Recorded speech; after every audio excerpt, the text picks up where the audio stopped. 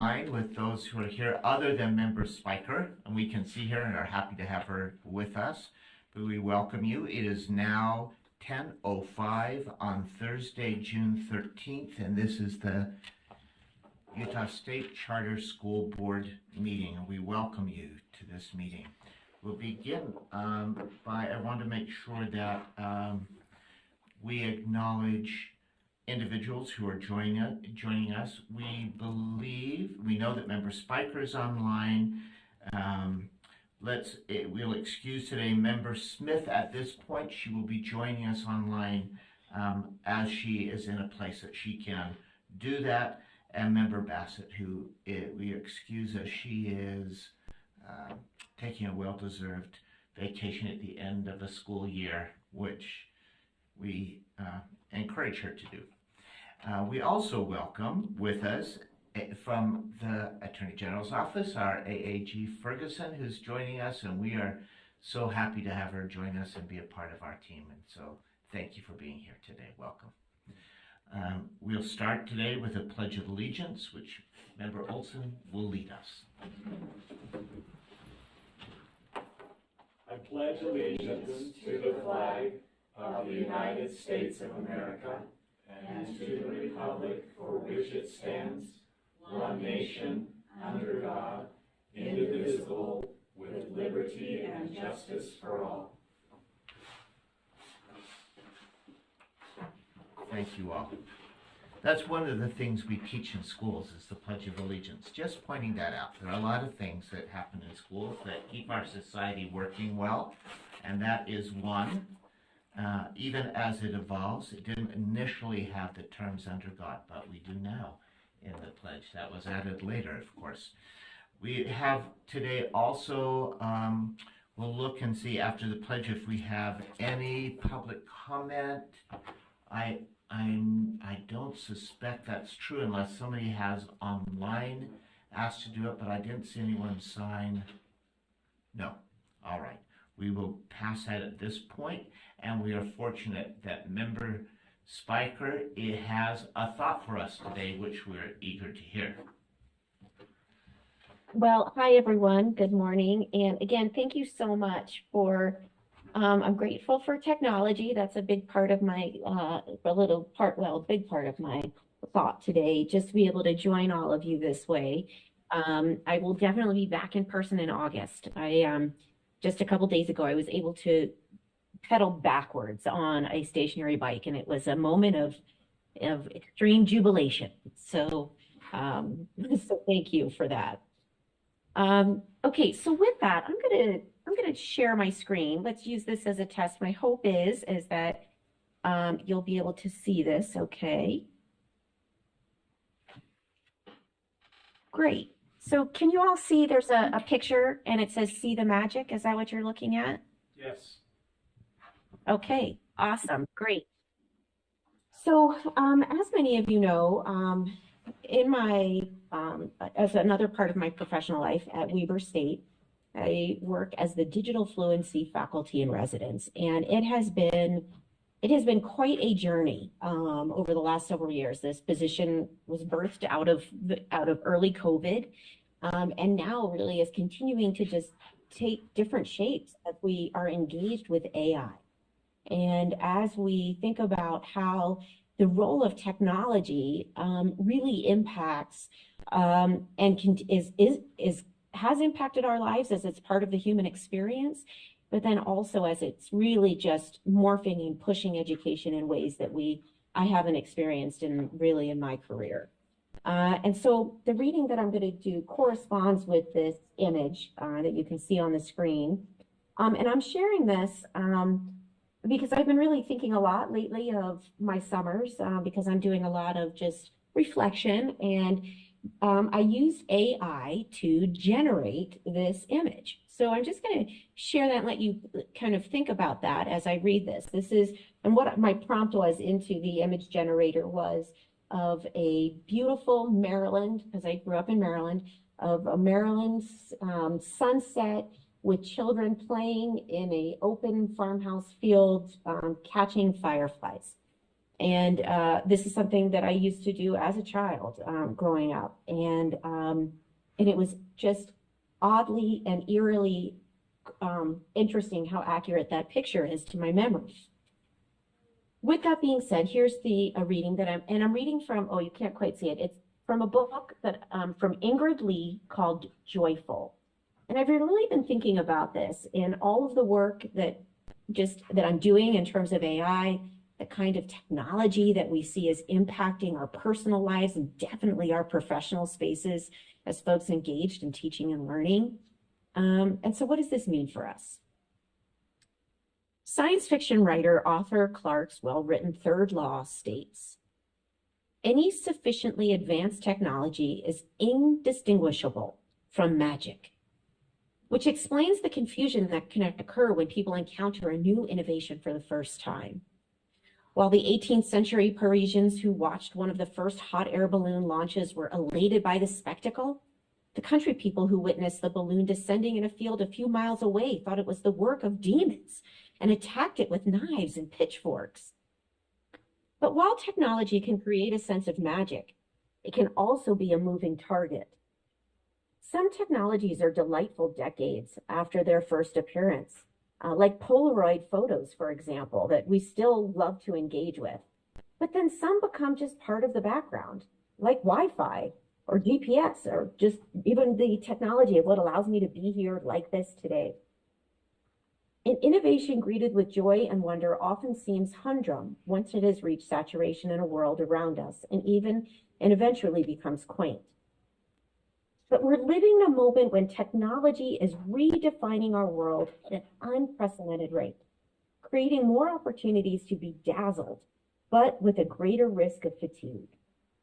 Our best defense to maintain a juxtaposition, that's my nerves probably kicking in. Our best defense is to maintain a juxtaposition between the high tech and the mundane. And I know that did not come out right, but we'll get it. Technology is most magical when it reminds us of the boundaries of our existence, even as it shatters them. And I have one little last reading on this. I'm sharing this because when I was a child, chasing fireflies was one of the most magical experiences that I had. And it's one of the things I miss the most, frankly, about living in Utah, because we don't have them here. And there's something just so magical about that experience. And so as I created this with AI, I'm going to show you, and I hope the sound comes through, and let me know if you can hear this okay. I'm going to play, this is a clip from 6 years ago, us visiting Maryland, my daughter, who's now a high schooler, as a little child catching fireflies. And if you look closely in the video, you'll see some glimmers of light. Marley's trying to get the firefly to light in her hand, which... It flew away. Look, it's right there. There it is. Oh, there it goes. Okay, and so with that, technology cannot, even though I could create that image with AI, technology and AI cannot create that moment of magic, that brilliance of what happens in the essence of being human and how we engage with all things that are magical around us. So this summer, this is my challenge to all of us. In the cult of productivity and efficiency that rules our waking hours, magic seems like a luxury, much like daydreaming or play, but far from being a diversion. It's often a catalyst for discovery. The joy we find in magic stems from a deeper impulse toward the expansion of the mind and the improvement of the human condition. So, at the root of our love of rainbows, comets, and fireflies is a small reservoir of belief that the world is bigger and more amazing than we ever dreamed it could be. If we are to be creative and inspired, then giving ourselves permission to feed this reservoir is vital. The universe is filled with magical things patiently, waiting for our wits to grow sharper. Wonders never cease as long as we are willing to look for them. So even as we get wrapped up with all the tech, please find the wonders. And thank you for this time this morning. Thank you for that thought. Thank you so much. Yeah, we will take that challenge, I think, each of us, to look for that magic and wonder as we move forward. I'm going to report back to you when I see you again in August, what I found along the way. I think that I I hope can, so. yeah, I remember the first time I saw fireflies because I grew up in Utah also without them, but with students at the Von Braun Space Center, and the trees that lined the edge were full of fireflies, and I think of that wonder and that magic. We probably are surrounded by wonders and magic everywhere, every single day, but we become so used to it we don't notice it or pay attention, and so that's part of it. And so thank you for reminding us to be aware of the great magic like technology in our lives, which is relatively new, really. You think how quickly that has happened for us and the possibilities. So thank you, Member Spikers, so much for that thought today. And I have a note that Member Smith also has been able to join us, and welcome, Member Smith. We're so happy to have you here. In fact, let's take a vote on the consent calendar if you're so inclined as a board, or to pull any of those. Let's do that as we have this group here. And then I do want to say just one little piece about Member Smith for just a second. Let's do consider that consent calendar if board members have had an opportunity to look through those 3 items that are on consent. And is there anyone who would like to pull any of those items on that calendar? Not hearing any, we'll go forward. Do I have a motion relative to the consent calendar? Just so you know that I'm here, I will make a motion to approve the consent calendar. Thank you so much, Member Smith. What will we do without you here making motions? It would be very difficult. Someone else will be very good at it. Someone will have to step up into your position. So we have a motion from Member Smith to approve the items on our consent calendar. Do I have a second to that motion? I will second that motion. Thank you, Vice Chair Phillips, a second. And any discussion? Not hearing any, we'll move to a vote. All those in favor of the motion to approve the consent calendar say aye. Aye. Aye, and I'm hearing every voice, so that motion passes. No need to call for any nays. I do want to say this about Member Smith, because we know that she has, I will say more later, but just quickly, that this is officially her last board meeting with us. She has, we need to say more in August we need to say more in August, because I asked her if she could come in August, and it's always uncomfortable to come when someone's going to be thanking you and appreciating the work you do, but she agreed anyway, even if it's uncomfortable. And we want to thank her for her long-term, prior to the board, long-term work with charters and children and schools, and helping families to have choice relative to their education in this state, and for her tireless service, more than one term on this board, and we so appreciate her. But I just wanted to acknowledge that this is officially her last meeting, instead of just passing it by, because this is a transition time for us, and we'll say more in August. So all this will be ready and prepared. Please embarrass her as much as you would like. I told her we'd make it painless, but not that painless, Michelle. Not that painless. And we really want you to be here. Thanks, Stephanie. And I did not expect to be crying quite this much, and so I'm very glad that I'm not on full cameras. Thank you very much. Thanks. But we will see you in August, right? Of course. All right. Of course. Closing the deal. So I want to make sure you'll be here. So that's a good thing. We do want you to be here. We really, really do. And I will be there. all right. Thank you so much. All right. Thank you. Let's move to our Executive Director report. Director Kramer. Thank you. And Marie, if you could help with slides. Looking forward to giving a more brief report. We have a lot of agenda items today, and we've had 2 meetings pretty quickly, back to back, within 2 weeks or so. So I think that this will be an abbreviated, executive director's report. The first part of this was just some board updates, and Chair Bowles has already given that gratitude to Member Smith and for her years of service, and has already, I like how you put that, closed the deal to have her in person here. But that's the first board update because this will be her official last meeting to make motions and to be engaged as she's always engaged. Gratitude to Vice Chair Phillips for 8 years of service. Her term expires, and just what a leader, what a person. And so I'm sure we'll have our own celebration of sorts, Chair Bowles, for to Vice Chair Phillips when the time is right.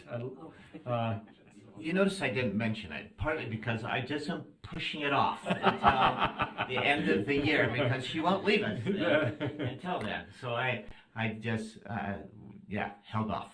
Yeah, I can see why.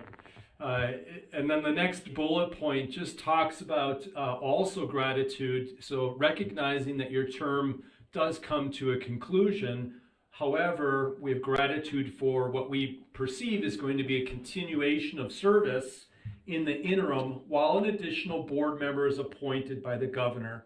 So that could be possibly through December 31st of 2024. I know that's something that Chair Bowles has actively been just thinking through and working on, is just the composition of the board. And we're at the mercy of the governor to make those appointments, right? And I know he also is working hard to make that. But that's gratitude for continuation of service, because it's a lot of work that you do, and it's a lot of just, you bring so much. And then Chair Bowles, the fourth bullet point here is one that I can lead out on, and if you have anything else that you wanted to add, you certainly can. And it's just updates regarding board replacement. And so what we envision happening is in August, a new member joins us.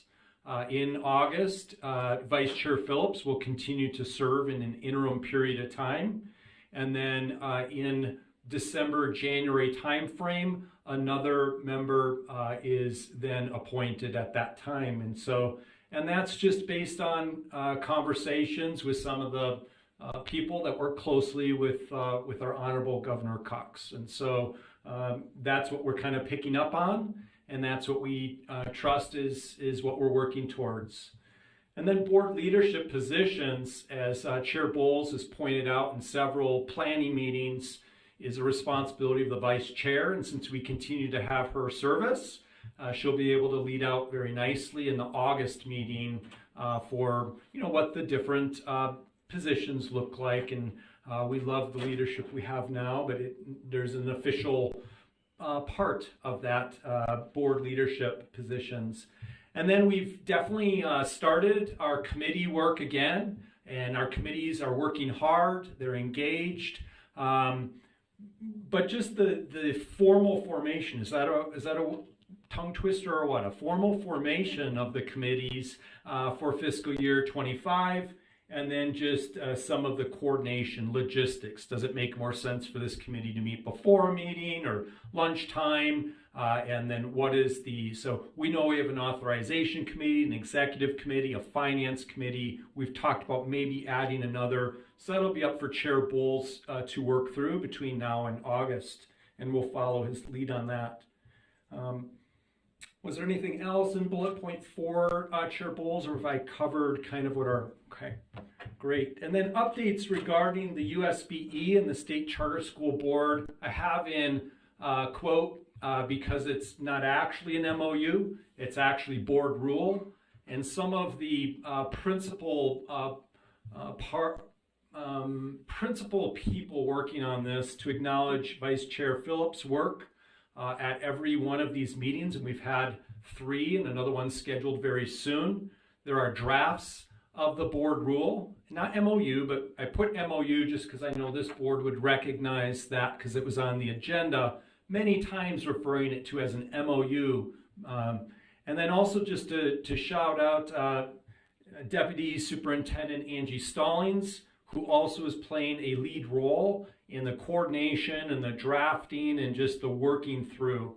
Of course, at USBE, Chair Moss and other members of his board are working towards this, as we also have myself and Marie, and there's a lot of people in that in those meetings, and we're making steady, good progress, is what we can report on. Is there anything else, either Chair Bowles, Vice Chair Phillips, that you wanted to elaborate on that? That is a board update. And then just a reminder of the board fiscal year 25 meeting schedule. Your attendance is so appreciated. Your engagement is paramount to the work that we do. And I think that Associate Executive Director Stephenson was also going to circulate this one more time to our board. We know that you have busy schedules. We know that you have lives, but we also know that your commitment here is just so important to the work for our students in charter schools. And is there anything else on this particular meeting schedule that, okay, I see you nodding. No, Chair Bowles. Great. So we wanted to, in this executive director's report, there are a lot of board updates that as we plan and meet for our meetings, Chair Bowles has shared. Let's get a few of these things out there.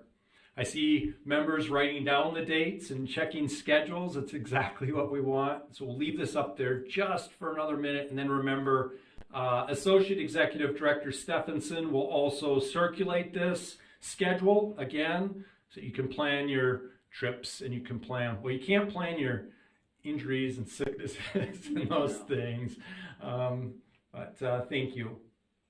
Okay, if you could go back to the Executive Director's report, there are two highlights that we wanted to underscore as administration, and so for this, we just wanted to let you know that we continue to explore adding positions and people to our team. We have resources that would make this possible. We have resources because, as you're aware, the last few years we've spent, but not spent all of the money, not a dollar in, dollar out. And therefore, there are opportunities to even improve this staff by adding experience, knowledge, skills, disposition, that really makes our team stronger. And so we wanted to share, and we appreciate the autonomy that we receive as executive director, associate executive director, to explore these things. Our board has given us that permission and autonomy. And so these are two positions that Associate Executive Director Stephenson and I are very excited about. It's not done. We still have to work through HR. We still have to do different things. But these are the concepts. Remember, this is how it started for our strategic and growth specialist position, as it kind of dropped in an executive director's report and it moved forward a few months after that. But first, the addition, exploring the addition of one FT operations specialist. This would be so great because to have a point of the spear for schools and helping them with their operational needs. Also, we're working on an operational framework. Right now, one of our great staff members is leading those efforts, but she's a little bit more even in the finance area. And so we don't have an identified point of contact, a point of the spear, as I mentioned. And so just having somebody that continues to implement and really get the operational completed and then implement the operational framework. We also really like the idea, we picked it up not too long ago, about analyzing the return on investment for indirect costs. Even we know that we pay close to $250,000 in indirect costs. What's the return on that?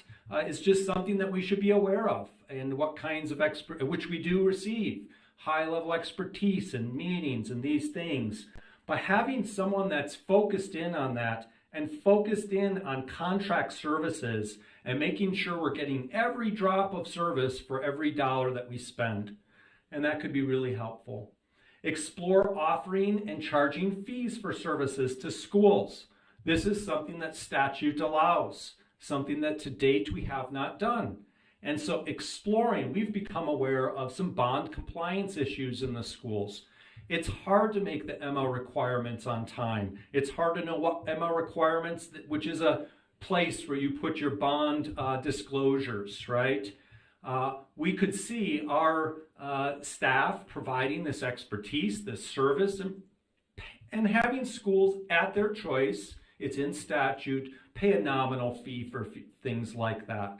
And we believe that an operations specialist could really help us as leadership craft what that could look like. And then also really exciting is just to help perform executive assistant functions. Marie and I still get very into the details of many things. And so it's just lifting some of the executive assistant functions, not all, that are operationally based. And so that we wanted to provide you just some bullet points of what this exciting exploratory position could look like on the staff. And then the second was exploring the addition of a half-time academic specialist. We know that academic needs are in schools and that schools look for additional support. And we don't have like that one staff member that we can point to. We team approach it. Our portfolio manager handles a lot of it. Marie still handles a lot of it. We divide and conquer a lot of this. But having somebody that has this as their specialty area, like the operations area, we think would be instrumental to our team. They could also complete and implement the academic framework, which is no small task. And they could also become a specialist in one of the following areas. Think about being a specialist in primary with reading and all that's involved with that, or middle school and just the behaviors or engagement or math scores in reading, or high school with those things like college prep or career and career readiness. And so we see that if we added one half-time position and that they really become a specialist in one of these areas, perhaps in the future we could add 2 more half positions, and we have 1 specialist in primary, 1 specialist in middle, and 1 specialist in high school. And so we do see a budget that would support some of these. These are things that as staff we're actively working on, and we thought it'd be important that we update you on our work in this area. And so with that, we have some success stories and achievements. And I'm going to turn it over to Associate Executive Director Stephenson. Well, it's been a busy month. As we know, we attended a lot of graduations and that all got wrapped up. So not as many visits out to schools, but we did want to talk about a few great things that also occurred. Our office was able to host a lunch and learn with the Utah Fits All scholarship group. And that was open to all of the schools, the charter schools, both those we authorize and the few others that we don't. They could attend or also watch it as it was recorded, and it was just a Q&A session with the providers as well as others who are engaged in the work, and they were able to learn more about how the Utah Fits All Scholarship will look and ask and get answers to questions that they might have and meet other leaders both within the scholarship program and those who were instrumental in bringing it into existence. And so that was a really great opportunity, and we heard good feedback from those who were able to participate in that. We also just wrapped up the UAPCS Charter Conference this week, and we were able to have almost our entire staff up there for the 2 days and volunteering at the conference, some presenting at the conference, some fantastic networking that also occurred. The association was generous and gave us a booth where we could also meet with schools and leaders and network there. So that was really great. We were able to talk about the innovation grant that's coming out, and just a really wonderful time to be out there and be visible with the entire state and all of those who were attending. A very, very good conference, a very successful time. Yes, we do have some new state swag that you'll see around. We have 2 new tablecloths. So one is on display today, a white one. We also have a teal one, and then a banner. We thought, let's use it every month now, not just at conference time. So hopefully you'll enjoy seeing those around as well. And fun to have some printed swag for our team here. We also did want to just give a shout out from the the UAPCS Charter Conference. They do the Circle of Excellence Award, and we wanted to just highlight there were a lot of nominees. These nominees come in from their peers, and so within the association's charter schools, they nominate each other, and so we'll go through just a few different areas. Charter School of the Year, you can see listed there. There were a lot of different charter schools nominated. The little asterisks are next to the finalists, which were Mountainville Academy and Ames.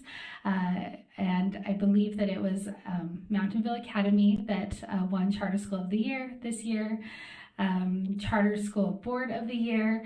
There were 2 schools nominated, so they were both the finalists. Promontory School of Expeditionary Learning, they won Charter Board of the Year.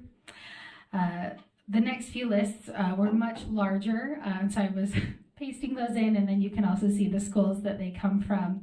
They had a lot of nominees for Administrator of the Year.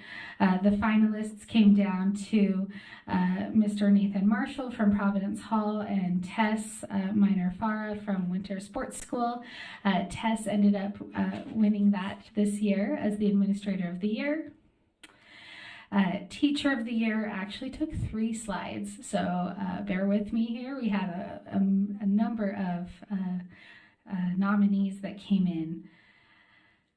So we'll just kind of slowly go through those. You can see Legacy Preparatory Academy had a lot of nominees, a lot of great folks there. And I did not catch who won that one, so we'll have to reach out to the association and get that name on that one. But great congratulations to all of those folks who were nominated. We had the Business Manager of the Year, and the finalists were Rich Eccles from Itinerus and Brad Wilkinson from Summit Academy.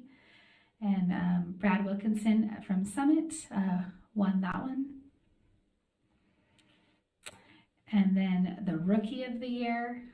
So these were people that were in their first year with their different schools.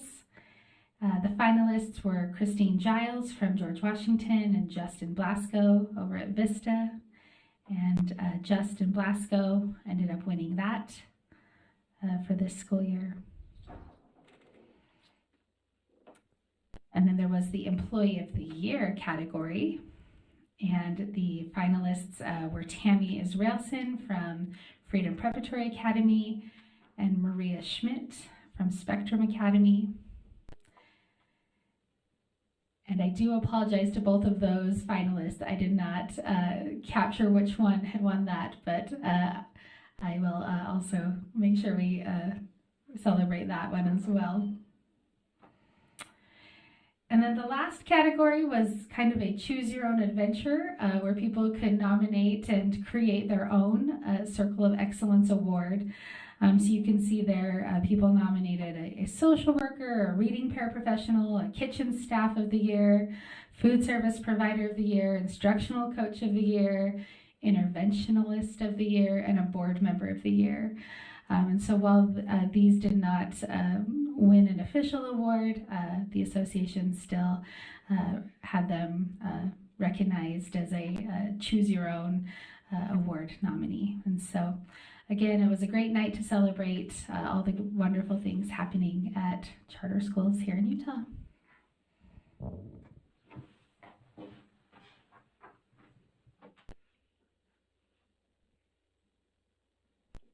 And that concludes the executive director's report. And I turn it back to you, Chair Bowles, for any comments, questions, whatever you're going to do with that. Yeah, thank you so much. A lot of update.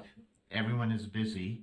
And it's not like folks are sitting around between. And congratulations to all those who are nominated for awards and those who won awards. We know that there's a lot happening. Good work. Folks are sometimes surprised at how much we're doing and what's going on. So thank you for that report today. I was also online looking real quick. Do I need to have a motion for what I'm going to ask next? And so I'm exploring Robert's rules, but this is what I had said. So I'm going to make the request and then explain what it is. So we have a request that we move our 115 agenda item and talk about it next. So swapping the 10:30, 10:45 items to 115 and move 115 up. We don't ever, in this meeting, we haven't. We should probably accept our agenda and take a motion to accept the agenda officially, and we haven't ever done that. But we certainly could and should probably be doing that as part of it. But as I look, unless something is a time certain, so others are planning to be at a specific time, I think unless I have objections from anyone on the board for swapping those items, that we can just do that even without a motion. So do I hear any objections to moving our 115 State Charter School Board operational space, our 10:30 item, and our 10:30, 10:45 items will move to after lunch at 1:15. So if anyone has any objection. Because I'm not there, I just want to register that I have no objections whatsoever.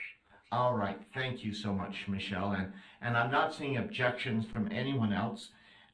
So let's make that swap on your agenda. If you will see, just make that note. And we will now talk about State Charter School Board operational space and indirect costs. Yes, ma'am. Can I just have like one really quick second to address something that was in Director Kramer's report? Yes, absolutely. So, I know I'm going off the board. This isn't my business, right? It is your business. You are a board member I'm today. still on the board. Ronald Reagan famously said, "The most terrifying words a small business owner can hear is, I'm from the government and I'm here to help." Right? And so I would just advise us to move forward with the utmost caution on academic specialists, because it has potential, if not handled very, very carefully, to be intrusive and to be perceived very badly and even demeaning by the schools, for us to come in and tell them how to run their business, to tell them how to be teaching when they've been teaching out. Sorry, we have such outstanding teachers that, like, I worry that sending in support where it's not asked for can be dangerous. So I'm not saying we should not do that. I'm saying if we do that, we should do it very sensitively and very carefully. That's all. Oh, that's a good caution, and we do appreciate you saying that. That you have that sense, and we appreciate you saying that. So thank you, Member Smith. Thank you for sharing that. Absolutely. All right. We keep that in mind as we move forward. It was important that you make that comment. Let's look at the State Charter School Board operational space and indirect costs. Thank you. And so Chair Bowles, just have staff will present some latest research and findings and some information related to State Charter School Board operational space and indirect cost. We chose the two words, just restate and recast the overall vision. And Associate Executive Director Stephenson will just restate a little bit, and then I'd like to recast it just a little bit. Thank you. Yeah, so as we were thinking about restating and talking about this idea about the operational space, we wanted to reiterate that idea that effective work can occur anywhere when you have the right team in place. And so as we've been exploring this, we do have many days that our team is in a hybrid format. We've got people that are working effectively from their homes and that are able to meet and have professional meetings while they are home. They are also able to be effective working in libraries or in schools as they go out to meetings, as well as when they're in the office. And so we found that in this new age that COVID brought us all into, that really effective work can happen anywhere and doesn't only happen in a professional office space. And that ultimately this initiative is meant to enhance the efficiency of our team and of our board, and as we are hoping that we can maximize the value of those taxpayer funds that we receive by giving us additional options as we lean into that concept that effective work can happen anywhere.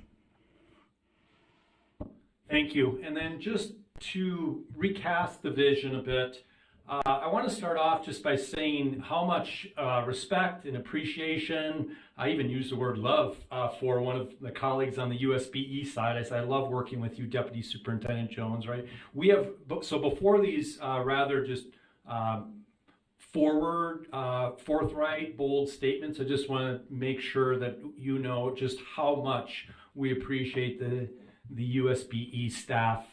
We appreciate the resources that we enjoy here. The analogy was used several meetings ago that we're an older adult child that is looking to move out. And the reason for looking to move out is because you want to have some independence, some freedom, and to explore the different ways that you can innovate and lead a life that is certainly still connected to parents, but of your own.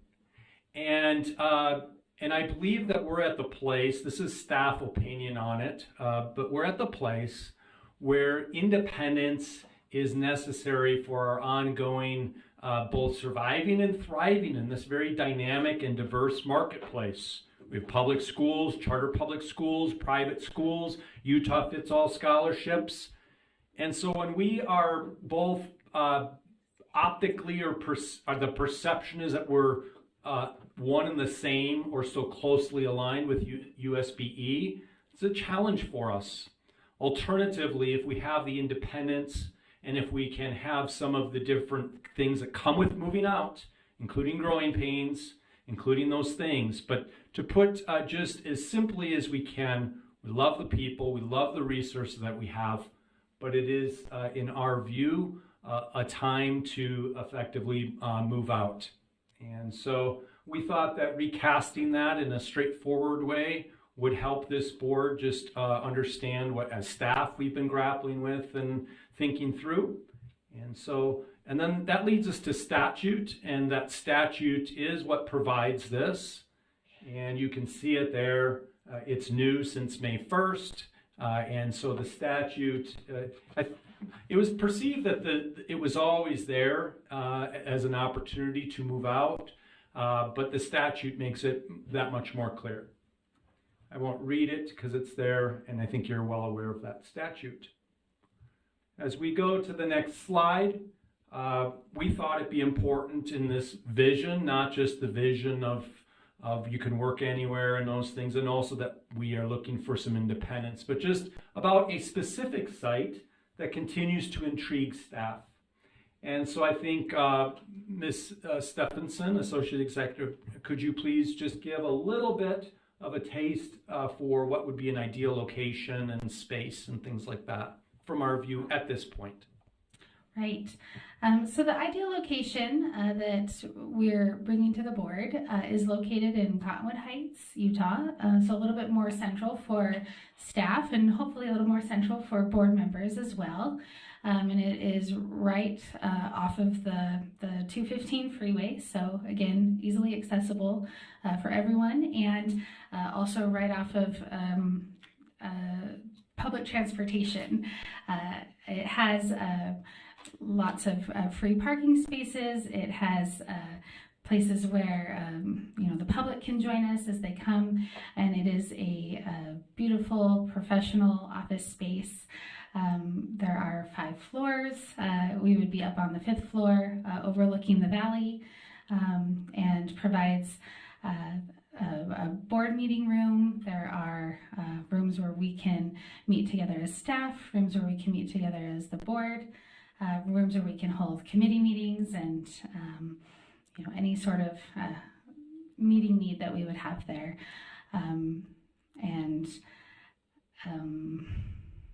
Yeah, I was gonna say other details you'd like me to share. No, that's Director wonderful. Kramer? Just to give our board just a kind of an overview of a specific ideal location and space.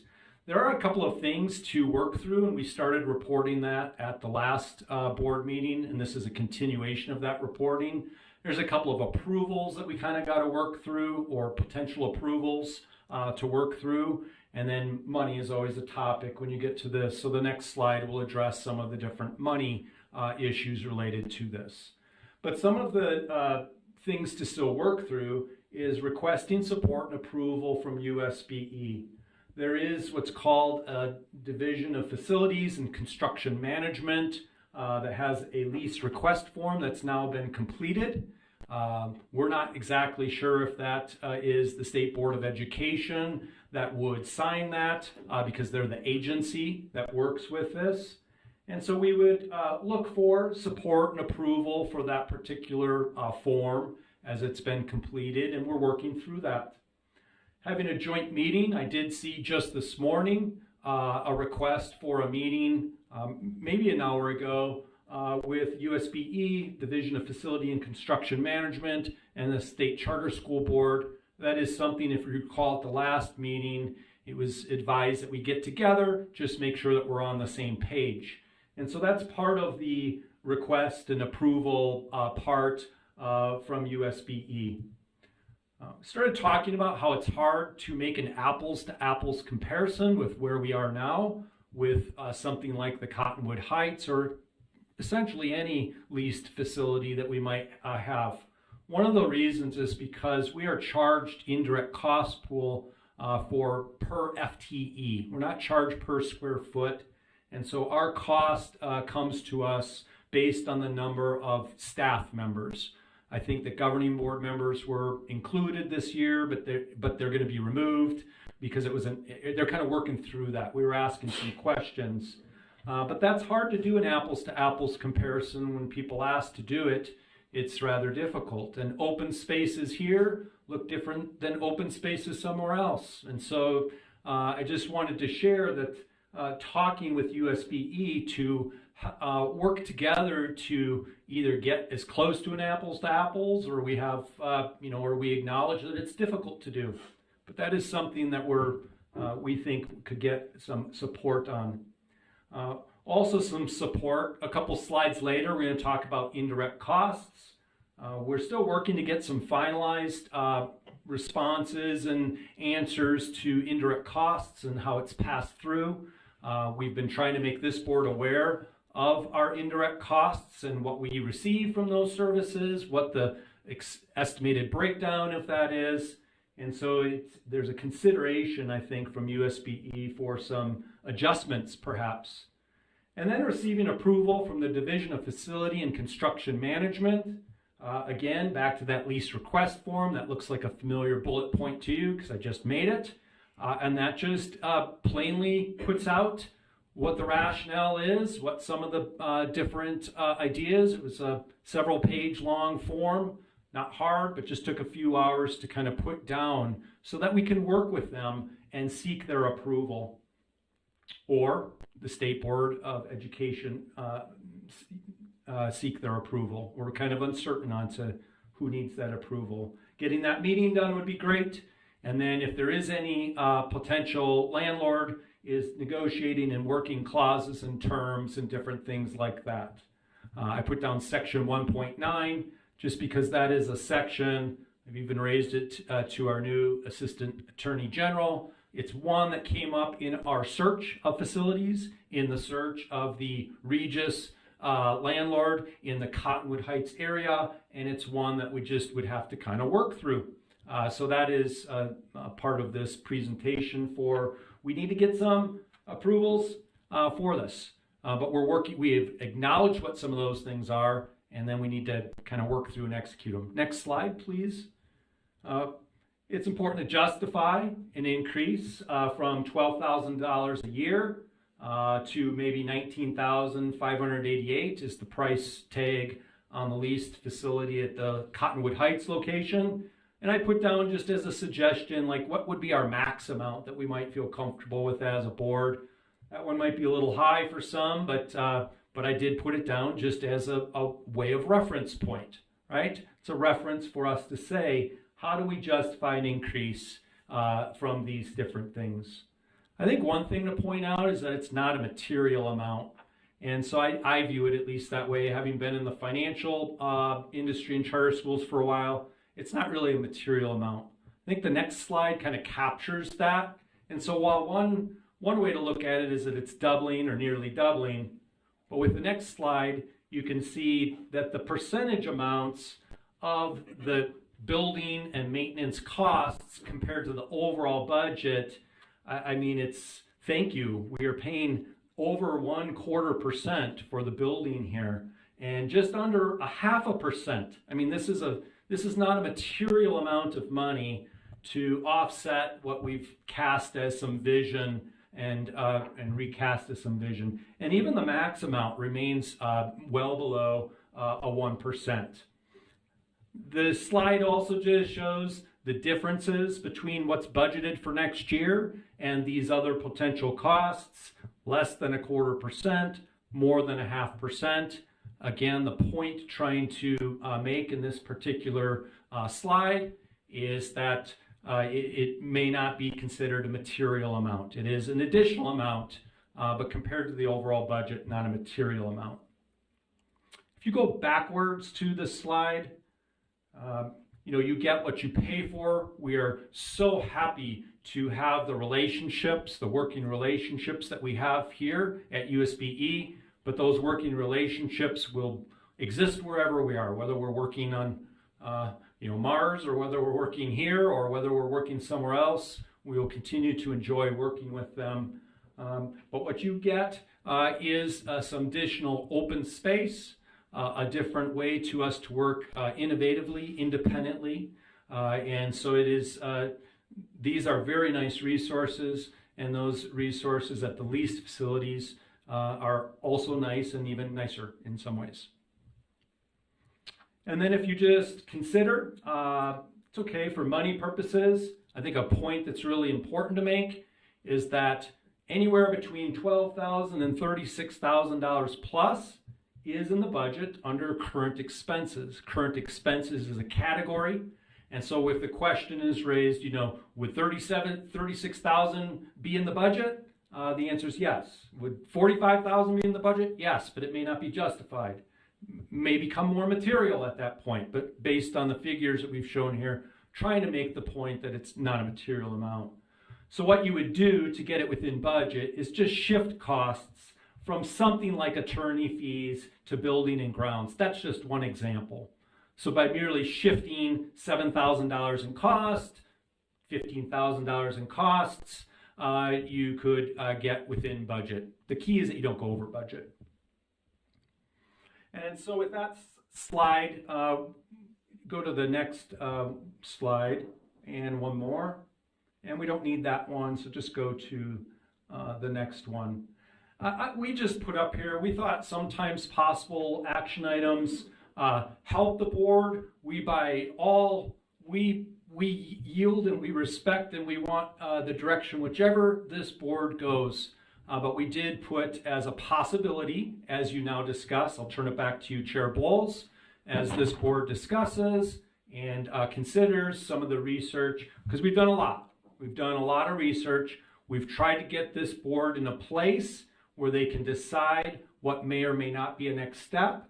so that we can continue forward. You know, that Cottonwood lease or other, they're there and then they're gone. Or, you know, that's just the way that the industry works. So I am now going to stop and take questions, but certainly Chair Bowles, as you lead discussion on this agenda item. Thank you. So let's start with discussion. As individuals have thoughts about this, any Member Smith, Member Spiker?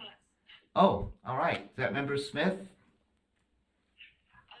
I would just like to say, for all of the reasons that Executive Director Kramer has outlined, I think this is a wonderful move. I know that since its very inception, the very beginning of this board's existence, we have wanted to have this form of independence, because it is important that we and others recognize that we are our own entity, that we are happy for the opportunities that we have to work with the State Board of Education, of course, and many kudos are due, especially to current board leadership, for improving that relationship and for making things work very smoothly there.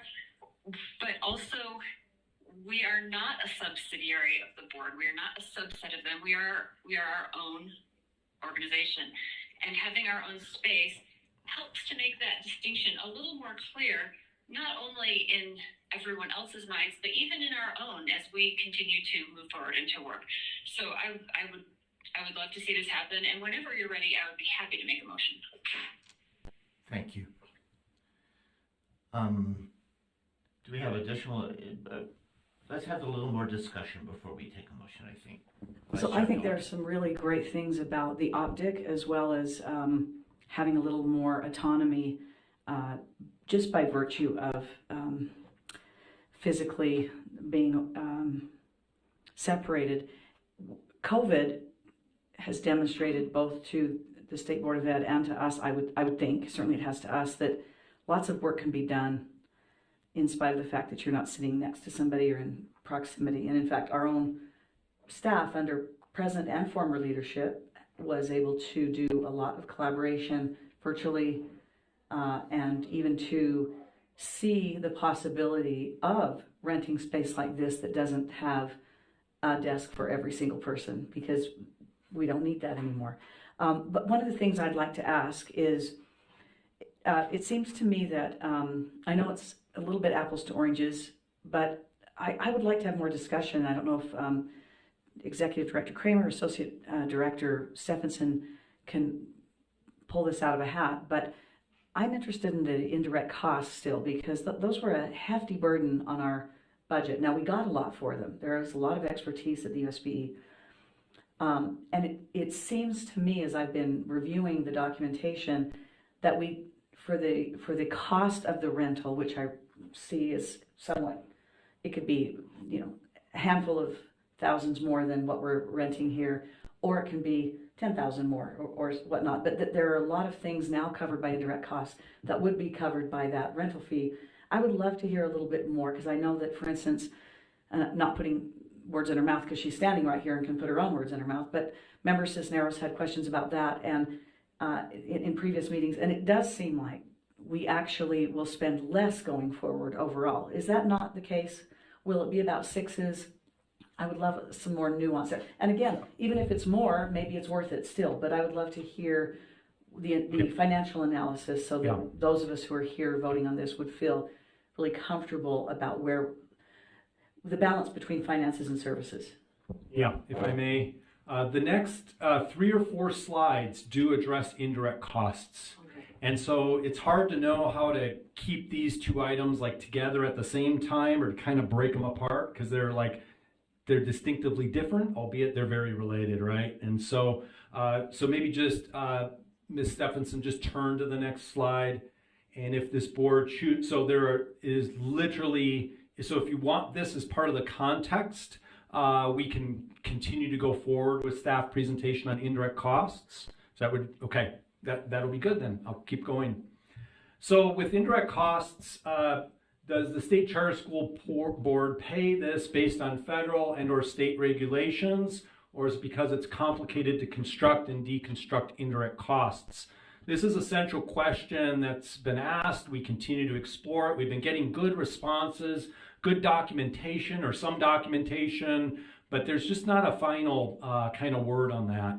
And so that's an important question because when you do look at the numbers, this is the 214,300 is a hard number that's in the budget.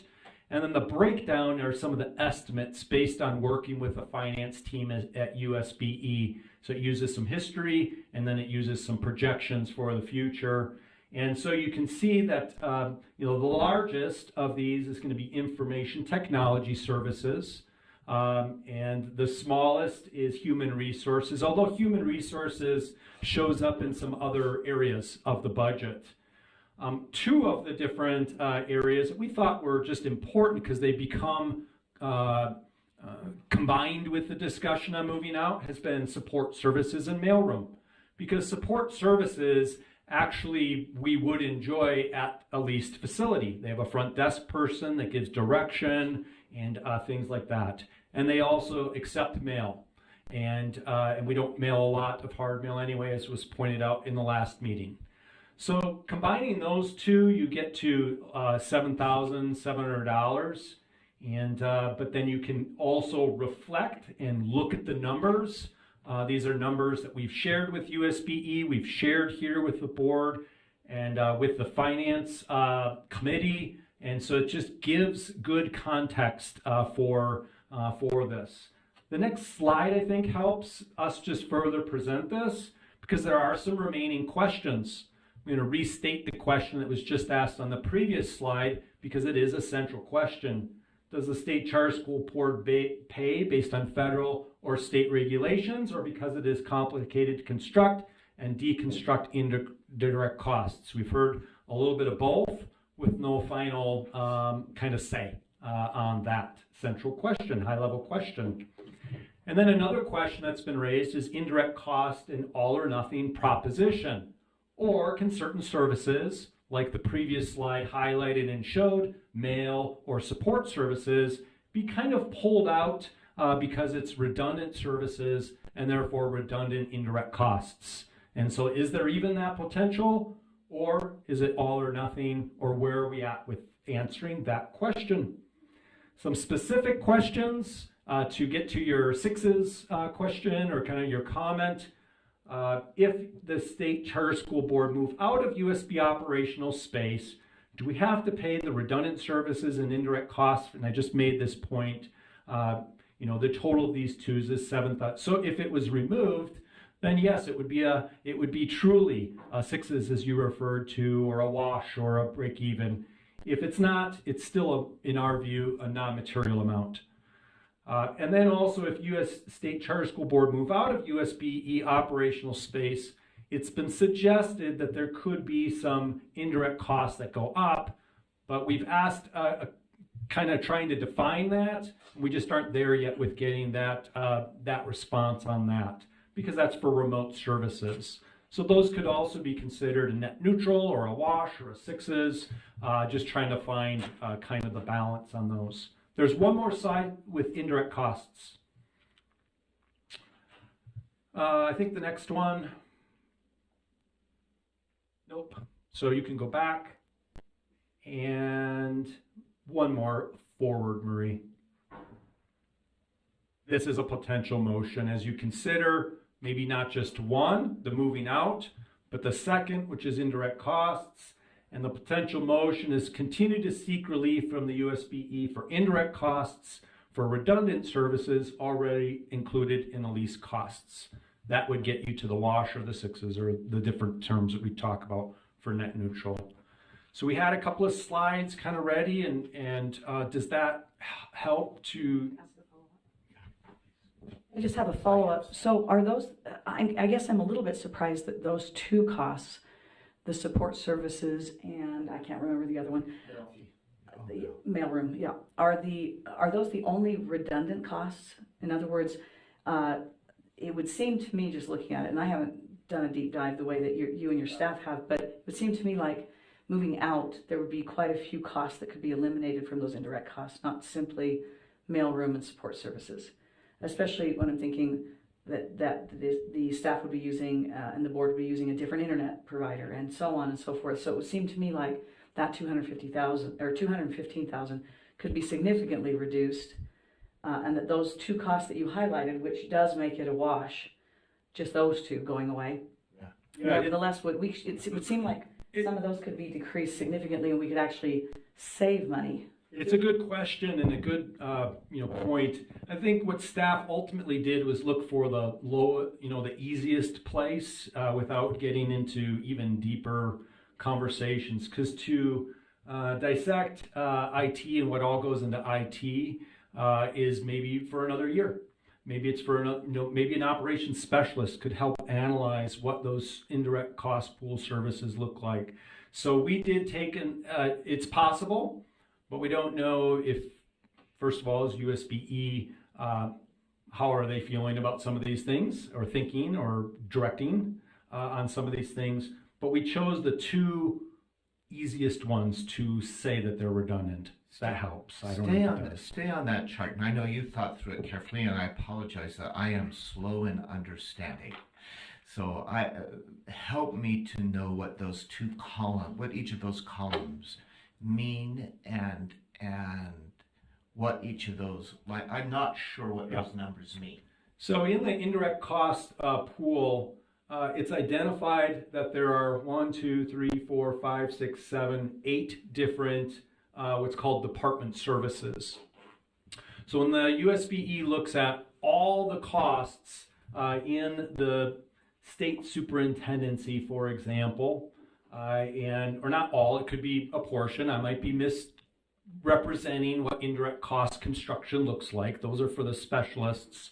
But what it does do is break down the different department services that are included in the indirect cost pool.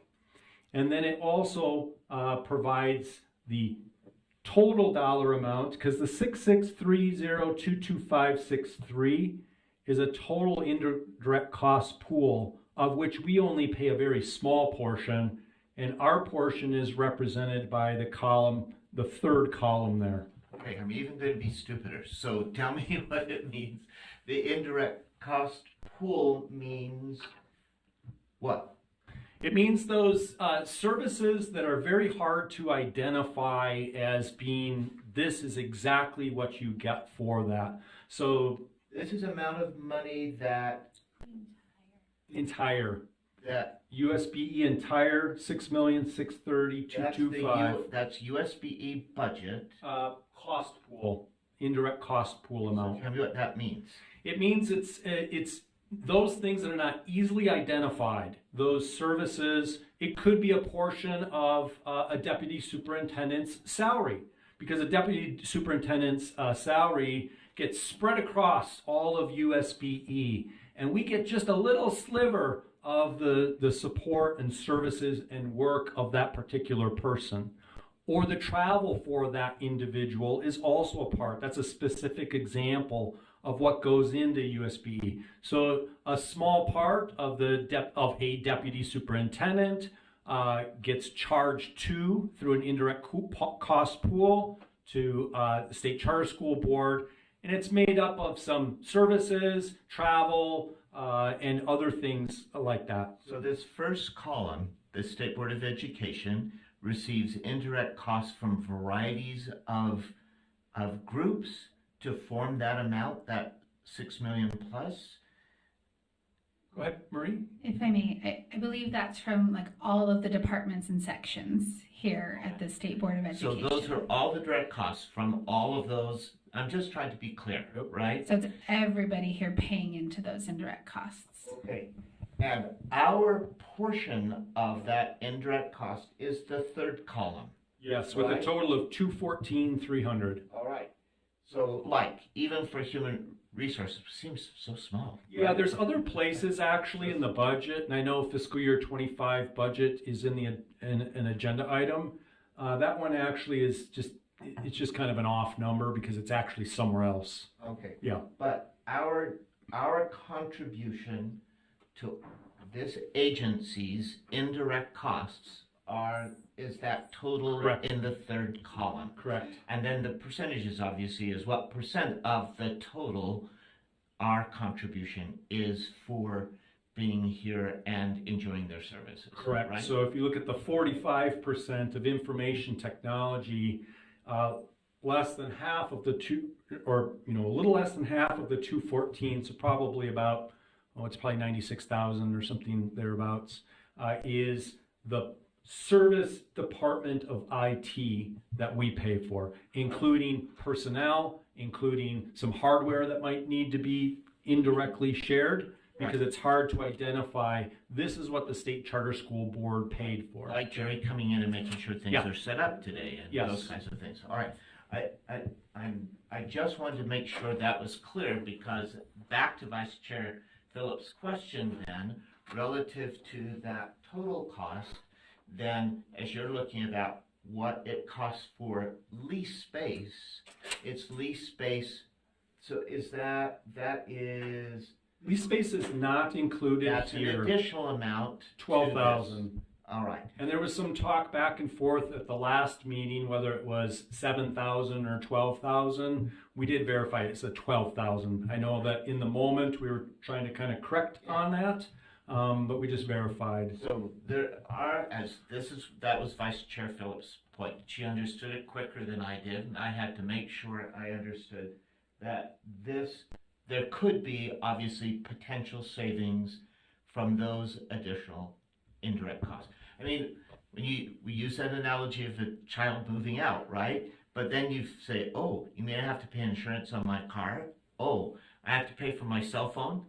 Oh, And I think not that I'm speaking No, from it's- experience. the analogy works. The analogy works. And I think in this scenario that staff is presenting, we're saying we don't want to move away from all the indirect costs at this particular time. Maybe it is the right thing to do, is to analyze it and look at it. But there are two that are redundant services and redundant costs, being the front desk kind of support service position and then the mailroom part. So that highlighting, so the other pieces you're saying, potentially you would still possibly need to still use some accounting finance service, and that could continue, or other pieces, and some of those may increase, knowing if we used HR service, it's probably would be more than 73, 71, right? That number is not a good number. There's another place in the budget that more clearly gets at the HR amount that we pay, Therefore, which that's won't why go you're away. saying- yeah. What we pay for HR,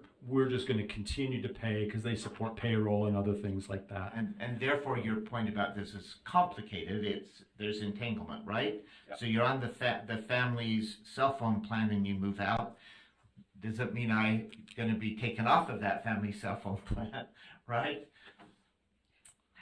All the things I had to say to my children as they're moving. Do you realize you now, right? Yeah. Go ahead, Vice Chair. So I just wanted to point out one thing and then ask a follow-up question to my question.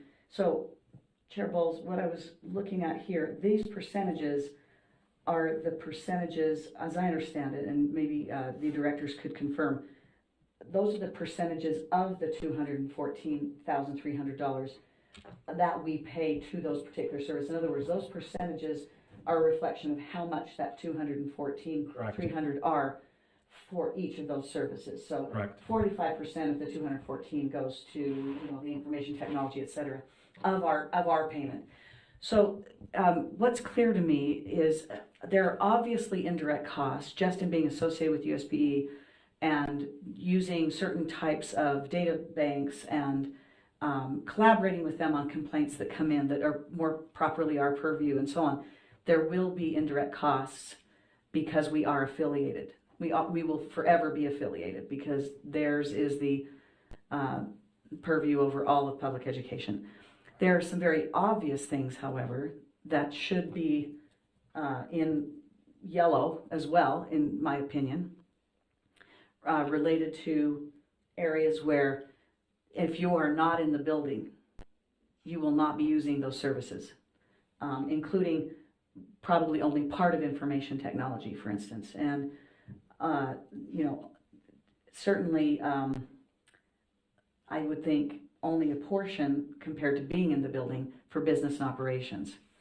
So, my opinion would be personally that as we move, those should be negotiated down on very reasonable bases. I mean, very reasonable. We don't want to stiff the USBE for services they're providing for us. We want to pay them. But there are very clear demarcations of costs associated with being in a building and utilizing services here. Others, just as I mentioned before, are going to continue because they can virtually and just by way of other kinds of association related even to working with human beings on particular, problems and solutions. So I would be hesitant to move out and not have those resolved, though I think the way forward is to move. But I think that I guess what I'm trying to say is this, to be clear. I think it sets a very bad precedent if we are to move out, to continue to pay indirect costs at that level for services we're no longer using. I think that sets a very bad precedent, and it kind of suggests that that's our obligation, even if we're not in the building. However, having said that, I want to say we certainly have an obligation for the services we're using, whether we're in the building or not, and I fully support that as well. May I? Absolutely. They're quick. Just one, in response to one thing, is it just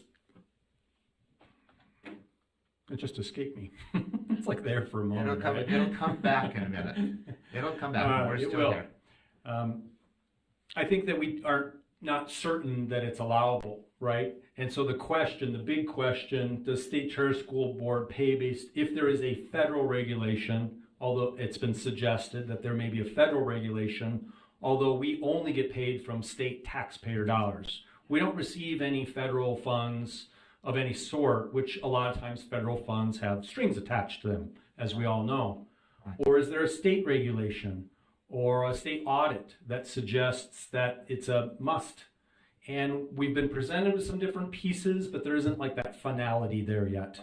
And so, and then the other point is just that staff, although this particular question of indirect costs is commingled with moving out, we've been able to kind of separate those two things. In fact, it's not part of indirect costs. And we feel that moving forward on the move out motion is really important, and we can still hold on to the indirect cost conversations and enjoy all those services and don't do anything different and kind of understand it more and vet it out and we could more easily slow roll that conversation and that analysis and those decisions waiting for the federal reg to come through. Maybe it's done in 1 minute, right? We get an email that says, you can't do it. And that's great. Then we'll say, great, we now have the information. So we would just suggest that the board, although they're intimately involved, that you also explore and continue to discuss the idea, because it is a big step in our views to gain this independence, is to consider the operational space motion.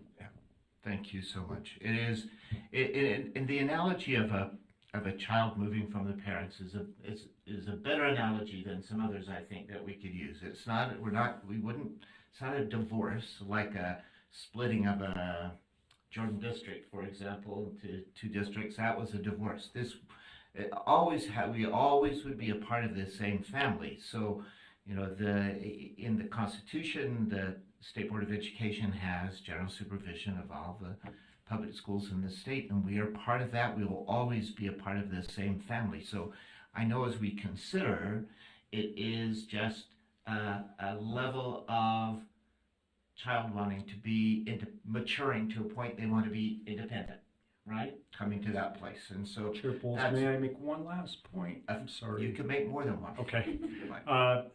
Never know which slide Marie will land on. She's so good. This is the right one, I think. But you're so good at driving. Thank you so much for driving these different things. But as you consider this is not a motion to move out. This is a motion to consider, to work through some of those details that we put up there. Like you got to work with the DFCM. You got to work with, but it does, in some ways, our board has had enough information, understands the vision, understands that a lot has gone into it already, and empowers executive leadership and also staff to continue to identify and then execute. Because if we bring back every lease negotiation point to the board, we'll be here another 3 years. And we don't It- want you to do Yeah, that. so that's what and that's just clarifying our suggested motion. All right, I have one comment, I think it is important, actually. go ahead. I just have one more thing to say too. The legislature voted for us to have the option to move out. I don't think, and I think it would be unreasonable to interpret that change in statute to suggest that we have the ability and opportunity to move out, but that if we do so, we need to continue to act like we're in the building. That's unreasonable. And so I think the idea that we would be required, given the statute that allows us to move physically as a unit to a different location, that we would be required then to pay all the indirect costs as though we were here, I think would be just fly in the face of legislative intent and reason and sort of the understanding of a reasonable individual. So I do think that those things can be ironed out. We are also reasonable people, and we want to pay for what we're getting. We are responsible in that regard. And so I think, but I think the premise that somehow you pay all the indirect costs that you did when you were in a building when you're not in it is unreasonable. So I just simply wanted to go on the public record as saying I can't imagine that legislative intent would have been that either. However, we are reasonable and we want to pay for the costs incurred by the services we are rendered. So in any case, I think that I just wanted to put that out, that we need to have an understanding of the fact that the legislature intended for us to have that option, and that all reasonable discussions should follow. Thank you so much. This is good discussion. Thank you, because it's an important piece, and it would be big for us to do, and we want to continue to talk carefully. And I have a note that State Board Member Carey is online and would like to make a comment. And Member Carey, we're always interested in your comments, so thank you so much for sharing. Thank you, Chair Bowles. I just wanted to address something that I think Paul said earlier at the very beginning, which was, as this education marketplace opens up, there's confusion about charter schools. And I just wanted to echo that, which is, as I speak to constituents and parents in my district, there really is a lot of just confusion over, if I start a meeting and say, by show of hands, is a charter school public or private? You can just tell, like, people don't understand the nature of charter schools to a large degree. So I just wanted to provide that. And I, think it's a great idea that you're looking at to explore this area. And I just wanted to put that on the record. Thank you, Chair.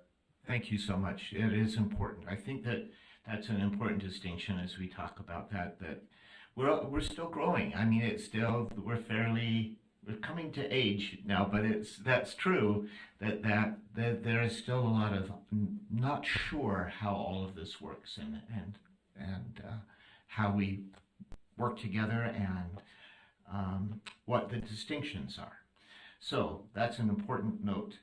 I also just want to point out too, and we've already talked about, but we know that there are still some questions, and I think that was Director Kramer's point, is that we're just saying that, are we at a place that if we make a motion, that motion is not that we have decided to do something, but that we are at a place that we're willing to explore it more thoroughly.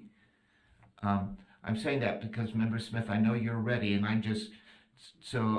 in preview of potential with that motion, there are things like DFCM that we have to know, because they look carefully at taxpayer dollars relative to facilities across the state, and they have to weigh in. There are other pieces that have to weigh in as we work out details. So just making sure we all, we've already said it, but I'm saying it again, that there are obviously still some things that need to be decided, and we appreciate our parents in this case helping us and guiding us and being a part of that work and it's hard to send your kids out, but we still want to be part of the family. But we're feeling that I can only speak for myself. We have to have the board weigh into that, but I feel like we're at a place that we would like to explore on our own a bit, right? So, Member Smith, unless I'm hearing more, anyone who wants to have additional discussion at this point, any online, then Member Smith? Can you guys hear me? Yes. Maybe pull the mic down. Are we ready for the motion? Is that what We're you were ready saying? for your motion. Okay, hold on 1 second. I'd like to make a motion that the SCSB authorizes our executive.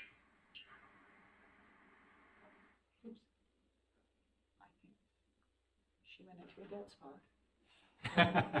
We're used to that. We use Yeah. technology these days. Years ago, that would have thrown us off, but we know just to be patient these days. You're good. There you go. Just start begin.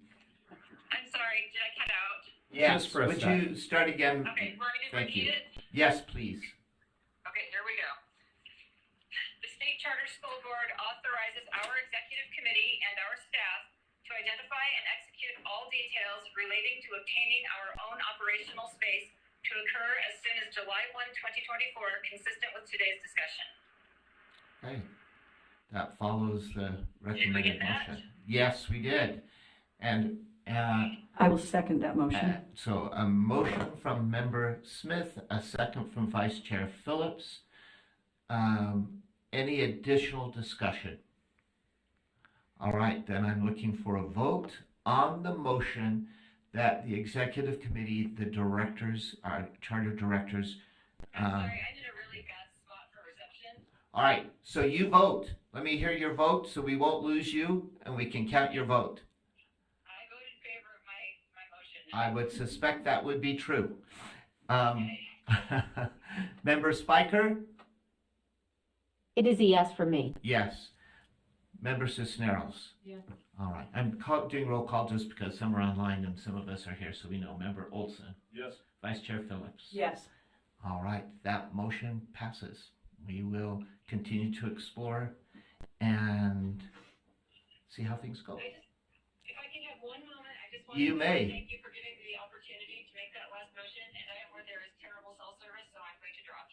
All right. We sure appreciate you, Member Smith, and look forward to seeing you in August. Thank you very much. And I want to see your shoes too. She always has the best shoes, right? Okay. Okay, so that is, we were able to complete that. We're just a little bit behind in schedule, not much, but I think we still have time prior to lunch, Dewey, to move to our 11:15 now item, Wallace Stegner Academy supplemental funding. Can we move to that? Excuse me, Chair. I didn't know if, do you want to seek any motion on the indirect costs, or if not, that is absolutely your direction, Chair. Motion about, This guy here. This is the second motion that was suggested, which I personally am very much in favor of. okay, yeah, if you want to do that absolutely separately, yes, as a second motion, definitely. I kind of thought that, I skipped, sorry, thinking it's just part of all the exploration, but it certainly is appropriate to have a separate motion relative to that. All right. So a motion? Chair, if I may, Yes. the State Charter School Board should direct staff to continue to seek maximum relief from the Utah State Board of Education for indirect costs and redundant services. That are included in lease costs, right? Yeah, of those. Well, Or they're just separate, total. because to me, the lease and indirect are separate issues, which is why I deliberately deleted that off my. Perfect. All right, so Member Cisneros made a motion. State Charter School Board should continue to seek relief from USB for indirect costs and redundant services. A second to that motion? I'll second. Second from Vice Chair Phillips. And let me still do roll call. Member Smith, are you still there or you've dropped? Let me go. Member Spiker? It's a yes for me. All right. Member Olson? Yes. Vice Chair Phillips? Yes. And Member Cisneros, I suspect yes for that. All right, that motion passes as well. So those two motions. Good. All right. Well done. All right, let's move to, thank you for that, making sure that discussion. Let's go to 11:15 item, the Wallace Stegner Academy, and Director Kramer. Thank you. So Wallace Stegner Academy, I had the opportunity to get to know leadership at Wally Stegner just a few short weeks ago as we worked through an issue. And so this agenda item is supplemental funding for enrollment delta is the difference between two big things, and it's a big thing. So delta means a big difference between CDC student counts and actual projected student counts.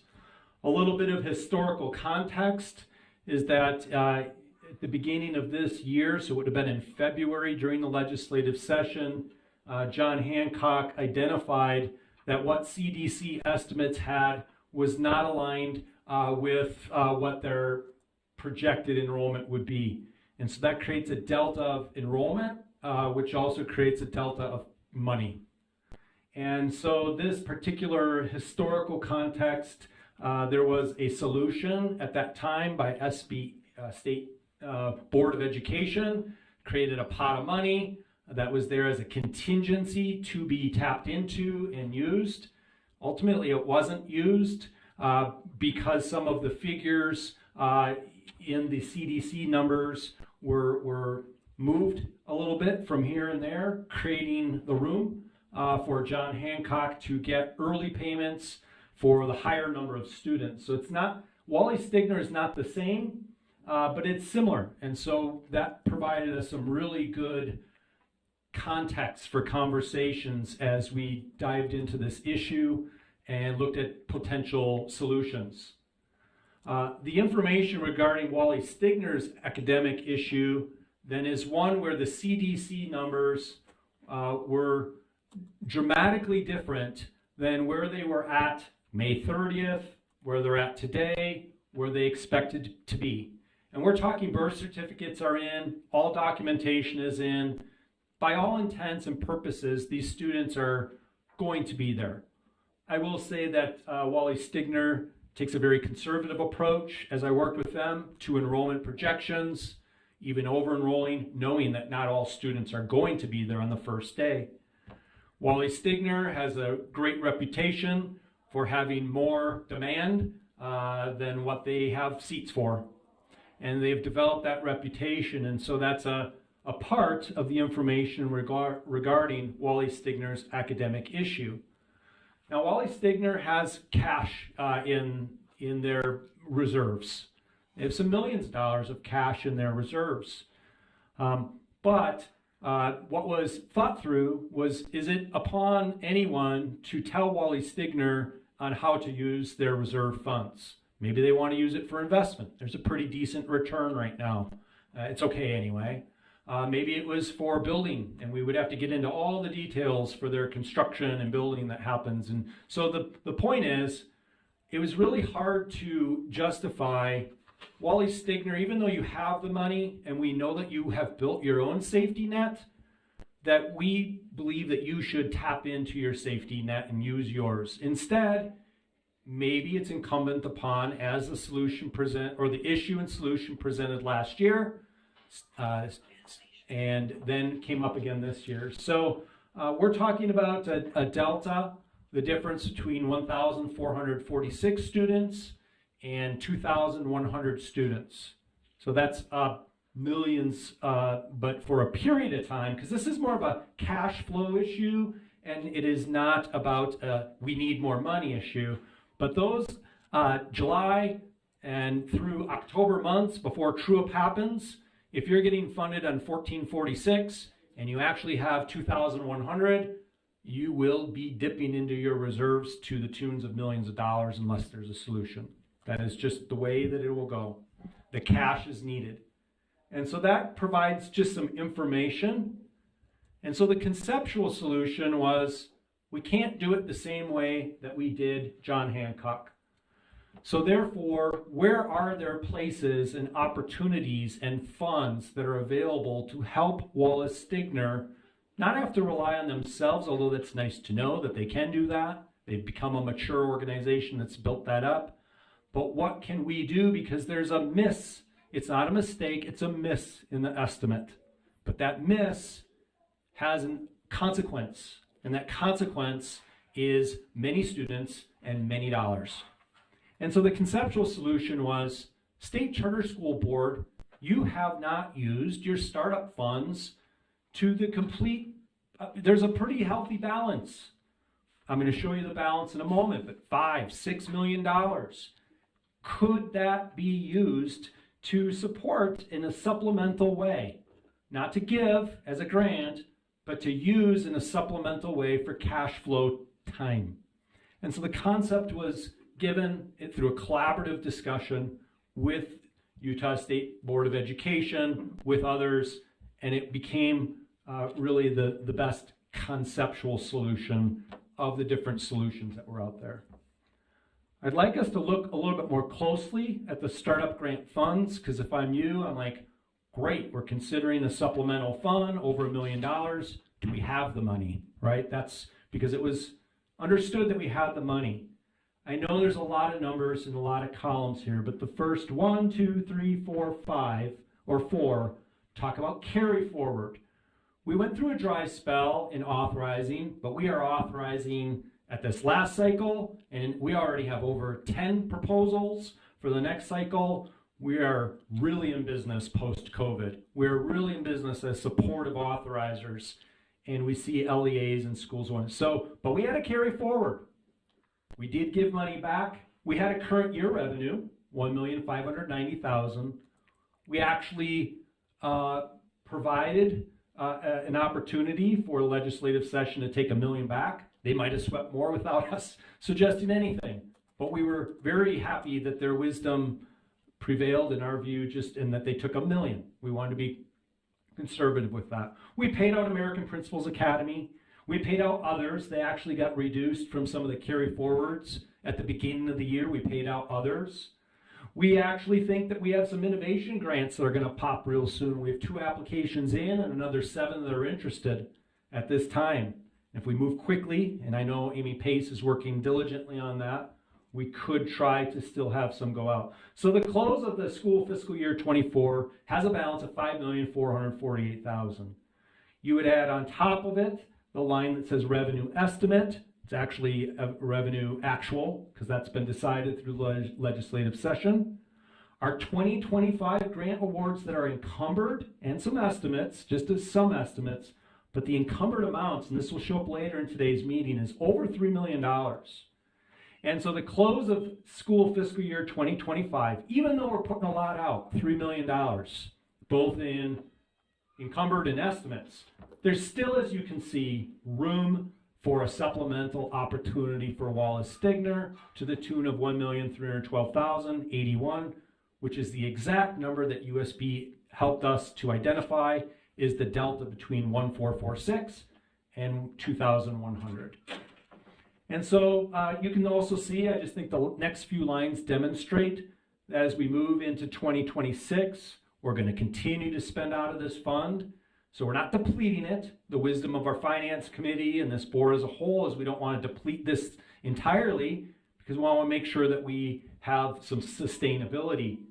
But by 2026, we have a $500,000 balance if all goes according to the encumbered and the estimates and things like that. But I wanted to show that number because we know the legislators will look at the money again if there's a balance. And we want to make sure that we're ready as a board and as staff to say, we're using the money, we're authorizing. And so I just want to add that. If you could go back to the other slide, the presentation is nearly over. So that's looking more closely at the startup funds, hopefully trying to prove out that yes, there is a comfortable amount of money to be used as a supplement. Are there hurdles to do this? That would be another question. And we don't see any right now. If you could go to 2 slides forward, Ms. Stephenson. The biggest hurdles would have been, what does the State Board for Education view this as? And what does the legislative finance view this as? So in board rule, and we know that many vetted this, including Deputy Superintendent Angie Stallings, vetted, and the board rule does in fact provide here the state charter school board shall determine amounts and conditions for distribution of state startup or implementation grant funds. And so we see that we're okay with that. We not only are perceiving that we're okay, through our collaboration, we've been told that we're okay. And then the second is based on conversations with USB, basically setting aside a supplemental fund to be used at the discretion of state charter school board is both allowable and recommendation. That's just underscoring what I was just saying. And the last bullet point here says, moreover, it was also communicated from USBE to State Charter School Board that using startup carry forward balances to bridge the gap for Wallace Stigner Academy until November 2024, that's when true-up happens, will be Utah's legislative fiscal analysis preference for a solution. We're trying to give this board the information that, back to the slide 2 before, that the hurdles to do this are none.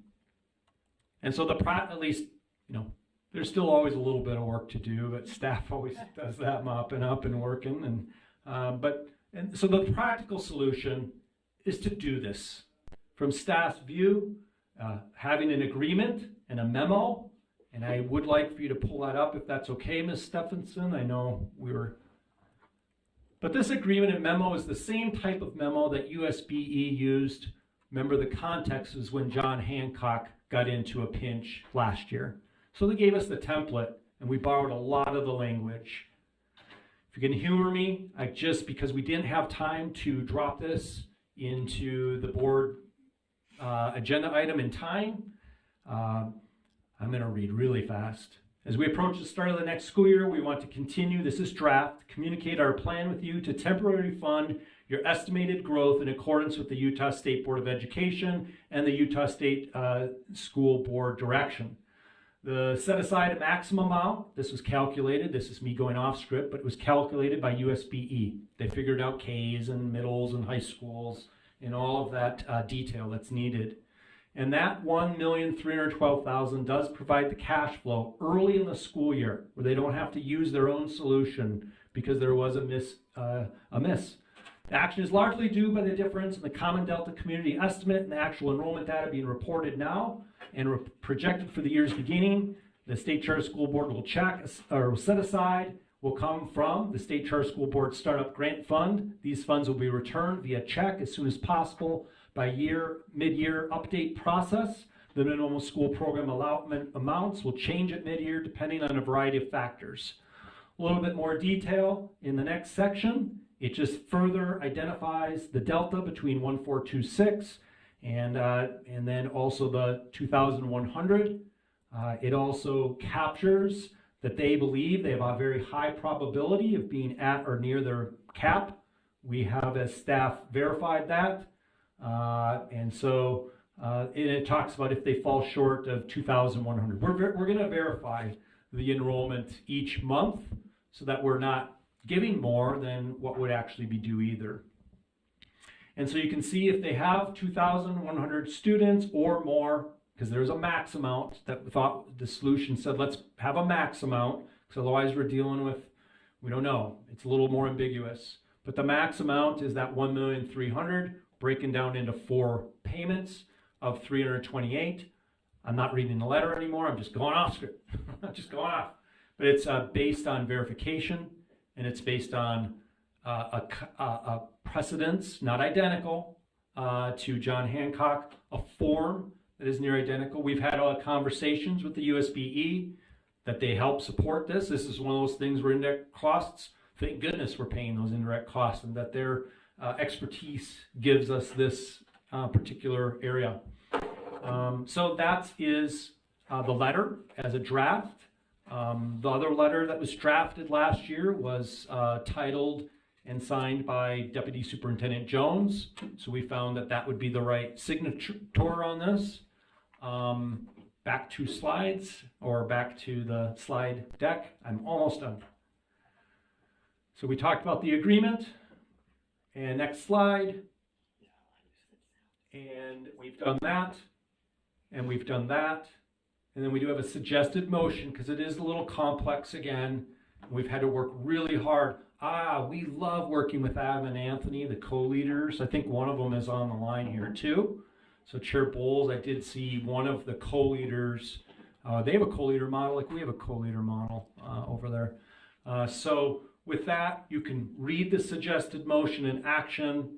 This is one that would represent putting in place the solution for the issue that we've just reported on. Thank you for that work on behalf of a school that needs that help and that detail. Let's take care of first this immediate problem for Wallace Stegner Academy. Then I have another question I want to ask following that, but let's start with that. And I think that we need to make sure that everyone understands. So the proposal is using startup funds, 1.3 million approximately, that we will make up the difference for Wallace Stegner Academy from what the plan is for them to receive and to start up the year to what they need to start up the year. At 1.3, when they have had, after October 1 counts, we verify where folks are around November. When they have, then that money is forwarded to them for the actual enrollment. I'm verifying that 1.3 that we have forwarded to them would come back to our startup funds. Correct. And you said that, so that 1.3 would come back to the startup funds, so we would still November, December. have that in startup funds. It means that between July, November, so, we would encumber that money for Wallace Stegner. Actually, they would have that money and they would return it after that. So that money would still come back to startup funds. Okay. And Ben Leishman is happy. That makes me happy too. That's good. All right. All right. With that clarification, is there? Let's take a motion first, and then any discussion after that, if we're ready. Would someone like to? Is ready for a motion? Member Cisneros, thank you. I want some guidance, so because if we're going to tackle these as two separate things, then that write-up needs to be broken so that we're only dealing with the Wallace Stegner issue. Am I understanding that right? Yeah. So I would actually start out as one time. Is that what we're all comfortable with? Yeah. I'd like to make a motion that as a one-time exception to the startup and grant process, the State Charter School Board will set aside and use a portion of the startup and implementation grant funds to remedy Wallace Stegner accounts issue as presented and discussed in this agenda item according to the amount and conditions established in the memo/agreement. All right. All of you seeing that as a motion, thank you, Member Cisneros. Do we have a second to that motion? I can second that. Great, thank you, Member Spiker, and a second for Member Spiker. Well, sorry, Member Olson, you can have the next one. Hey, no worries. You're good. You're good. No worries. That's good. Now, any discussion? Any further discussion, clarification? Member Olson? Yeah, so I just want to confirm then. So effectively what we're doing is we're giving a short-term bridge loan to the school out of this fund, and the funds will be returned back to the fund, the account that the funds are coming from. And this has all been cleared with legal counsel and whatever powers that be on this. The last question, yes, is that we do have assurances from USBE and their conversations with LFA. And so, yes, it has been cleared. Now, the other question, we've stayed away from the loan, even though essentially it is a no interest loan, right? But we've stayed away from it just so because we also have a revolving loan account. And so we tried to choose some language to just make sure that it's not getting confused with another pot of money that is out there, which is a revolving loan. But you are correct in saying it's a short-term bridge, no interest loan. Because the funds are there. Thank you. Any other member Olson? That all right, Vice Chair Phillips. So a comment and then a question that goes along with the comment and goes along with what Member Olson has asked as well.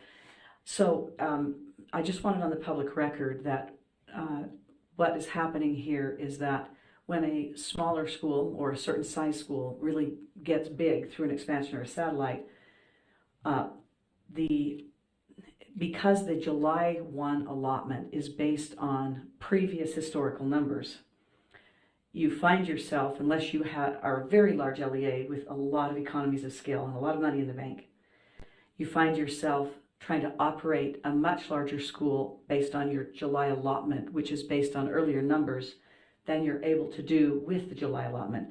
And even though those numbers are trued up, the allotment really doesn't come until December. So it's about 6 months that you'd be running tight, unless you are, again, very large and have quite a bit of money to slosh around until that allotment comes in. So with that in mind, I think this is a wonderful solution, and it also means that we don't have to go through heroics at the state level, because there even is some statute that suggests the legislature in circumstances of expansion and satellite would allocate additional money, but that's cumbersome to try to get that thing done. And this is, I think, a very practical solution, as you've suggested. But to Member Olson's, sort of somewhat stated concerns, I'd like to ask the question, it sounds, whether or not it is accurate to say that this bridge money, as it were, avoiding the word loan, would be then reimbursed to the SCSB, our group, based on from the USBE's intended allotment in December, true up. In other words, the true up is happening essentially in July for this school rather than December. And so my guess is that the monies will actually flow from the USB to the SCSB. Is that correct? Or is it going to be distributed to the school and then come back through the school? Because I like the first option better. Yeah, personally. it is a detail that we are relying on the USBE finance to help through. They have ways to get the systems and the money to go where it needs to go. And so the one caveat is that it is requested specifically to get a one-time check back to make everything accounting-wise work. But they've also assured that they'll make those payments July, August, September, October, not in November. We had to put some parameters around this solution.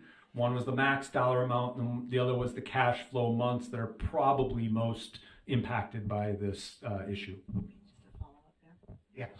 Well, I want to make sure that however it's done, through USBE, through the school itself as an LEA, that it doesn't put them in a hardship, that they're not required to give us back money until they actually receive it, which typically, again, it's typically in December, but some parts of that allotment will come after the holiday. And so we want to make sure we don't put them in a position by our timing and our structure of this. And then just to comment as well, this is a school that has been up and coming for a long time, has served a lot of students, and especially students who have come out of circumstances that might suggest they need remediation for academic achievement, or they're at risk for academic failure.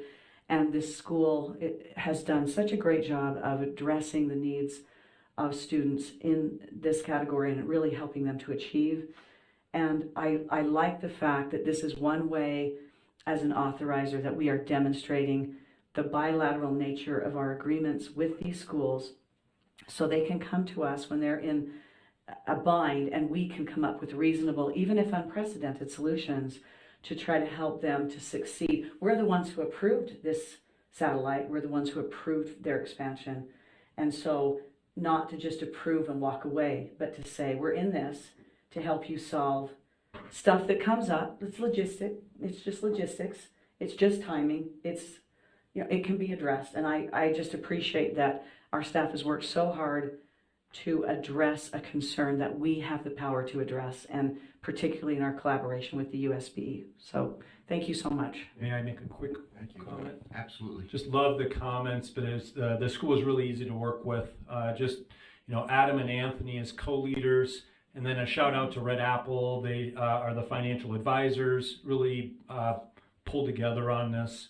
And we did as staff, I also like one part of your comment, worked hard to give the flexibility to when that payment is made back, and also to reduce as much burden as possible. And so the verification points are natural enrollment verification points, not adding more swap in of budgets or cash flows, which would have been another possible solution.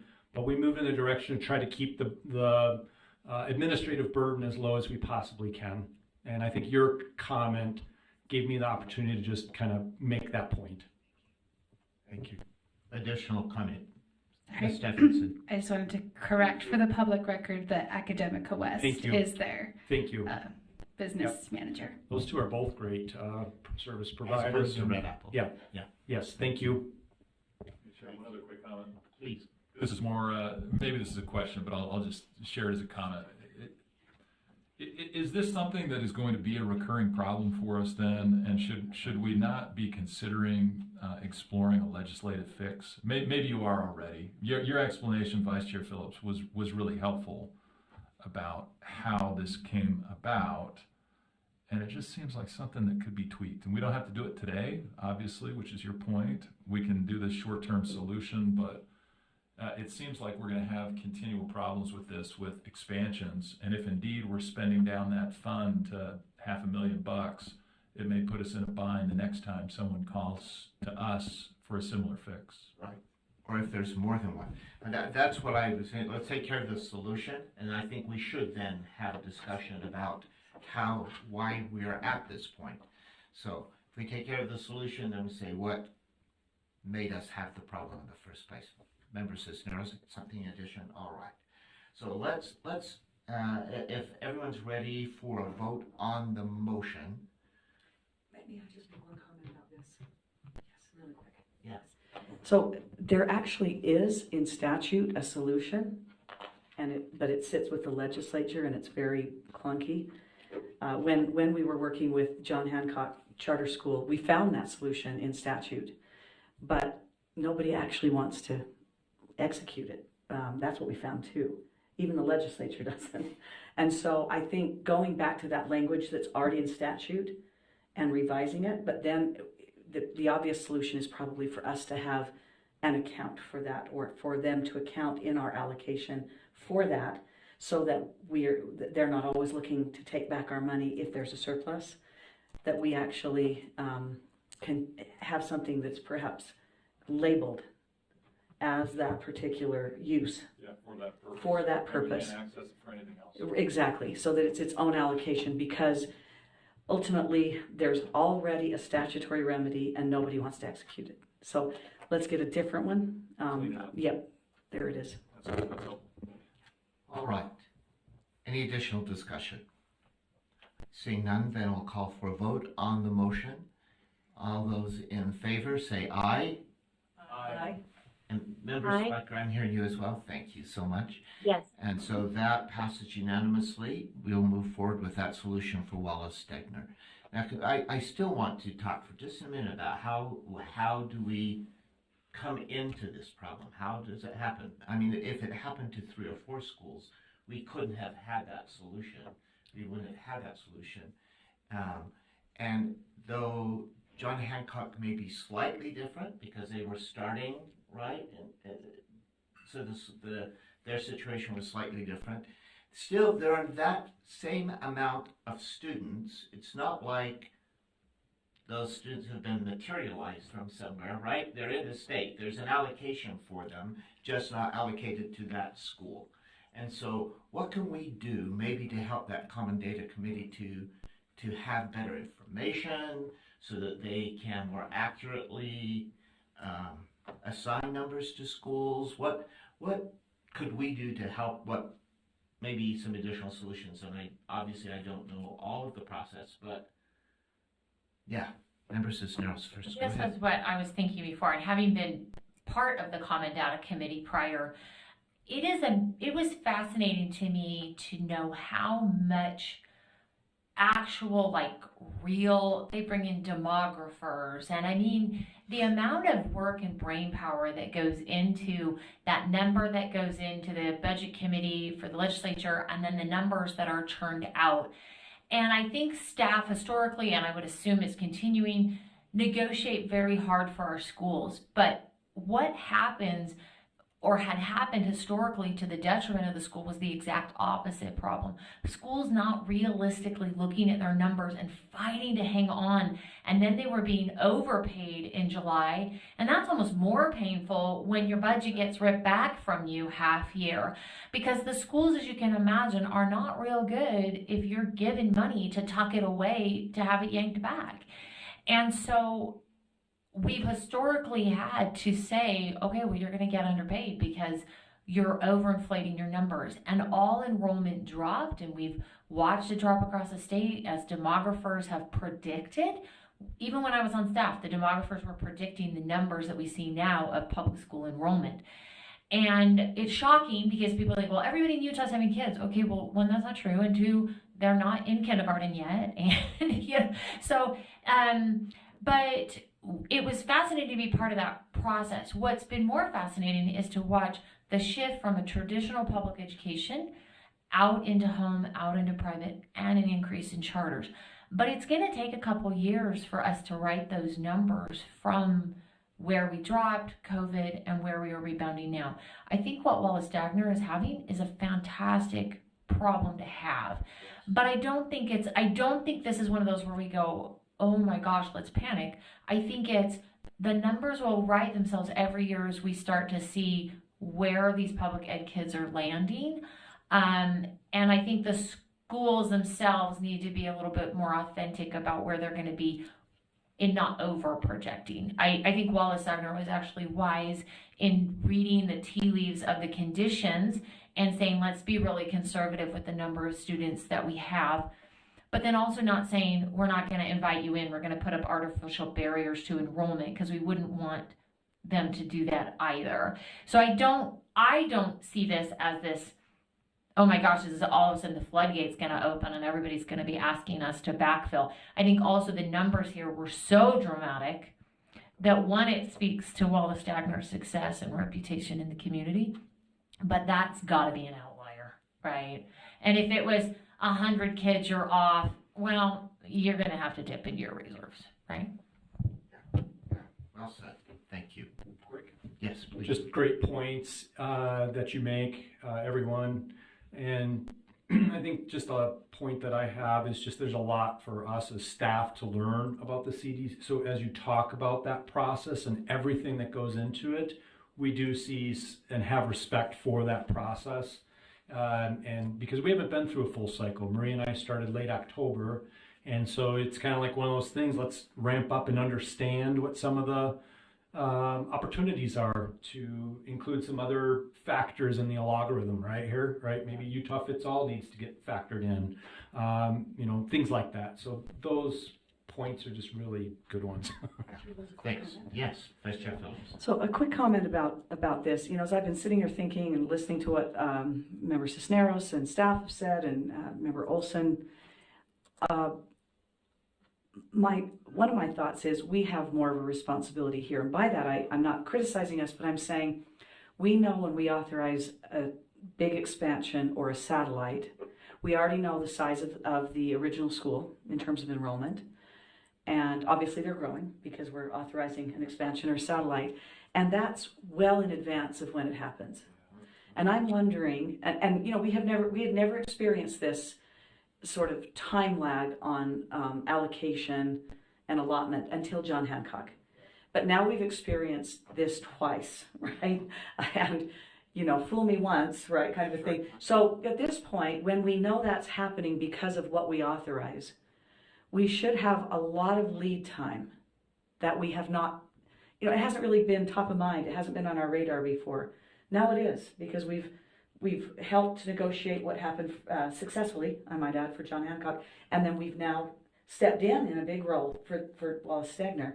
So my thought is, maybe as we're authorizing, and it should never be a barrier for us to authorize and approve an expansion or a satellite, but it should be sort of top of mind. Oh, we see you're going from tiny to big. We need to start on that the minute that vote is done, right? To make sure that we have, because typically we do have time. There is a legislative session intervening between the time we authorize those big expansions and satellites and the time that those load up and become, operational. So we would actually have time to point out that very large discrepancy and perhaps have it addressed very naturally within a session.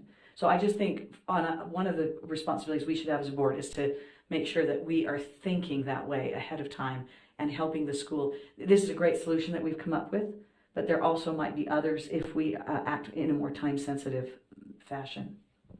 Thank you so much. And those numbers often come with, they're not just, we would like to expand this much. They come with waiting lists that support that expansion. And that's why we often approve them, because we say, yep, it's reasonable that that's going to happen. And so just a good caution for us to watch and to help in that way too. So any other discussion relative to that?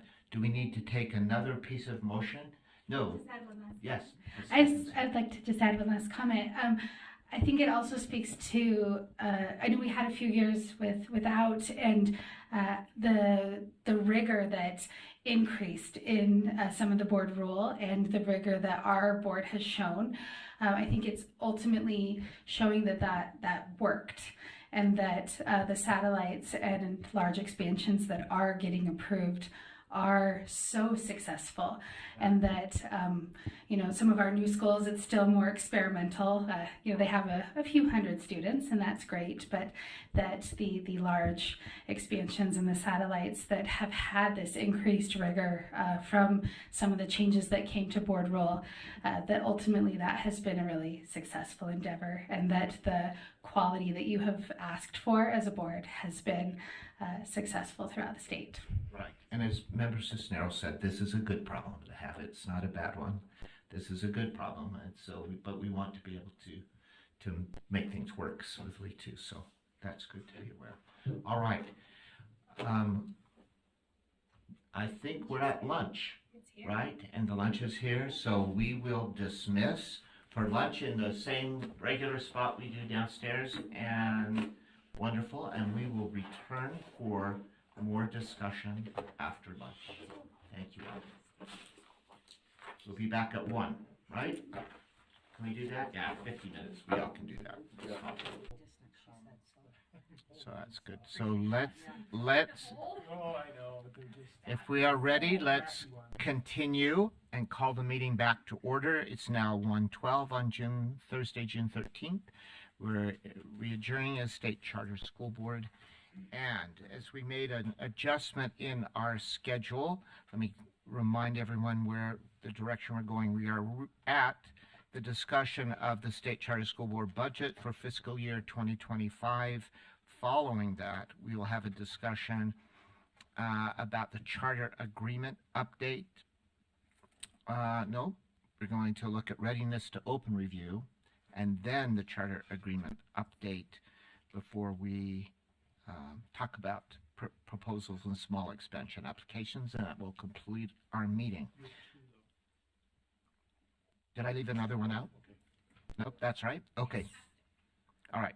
So we are now at a discussion of the budget for fiscal year 2025. Budgets after lunch.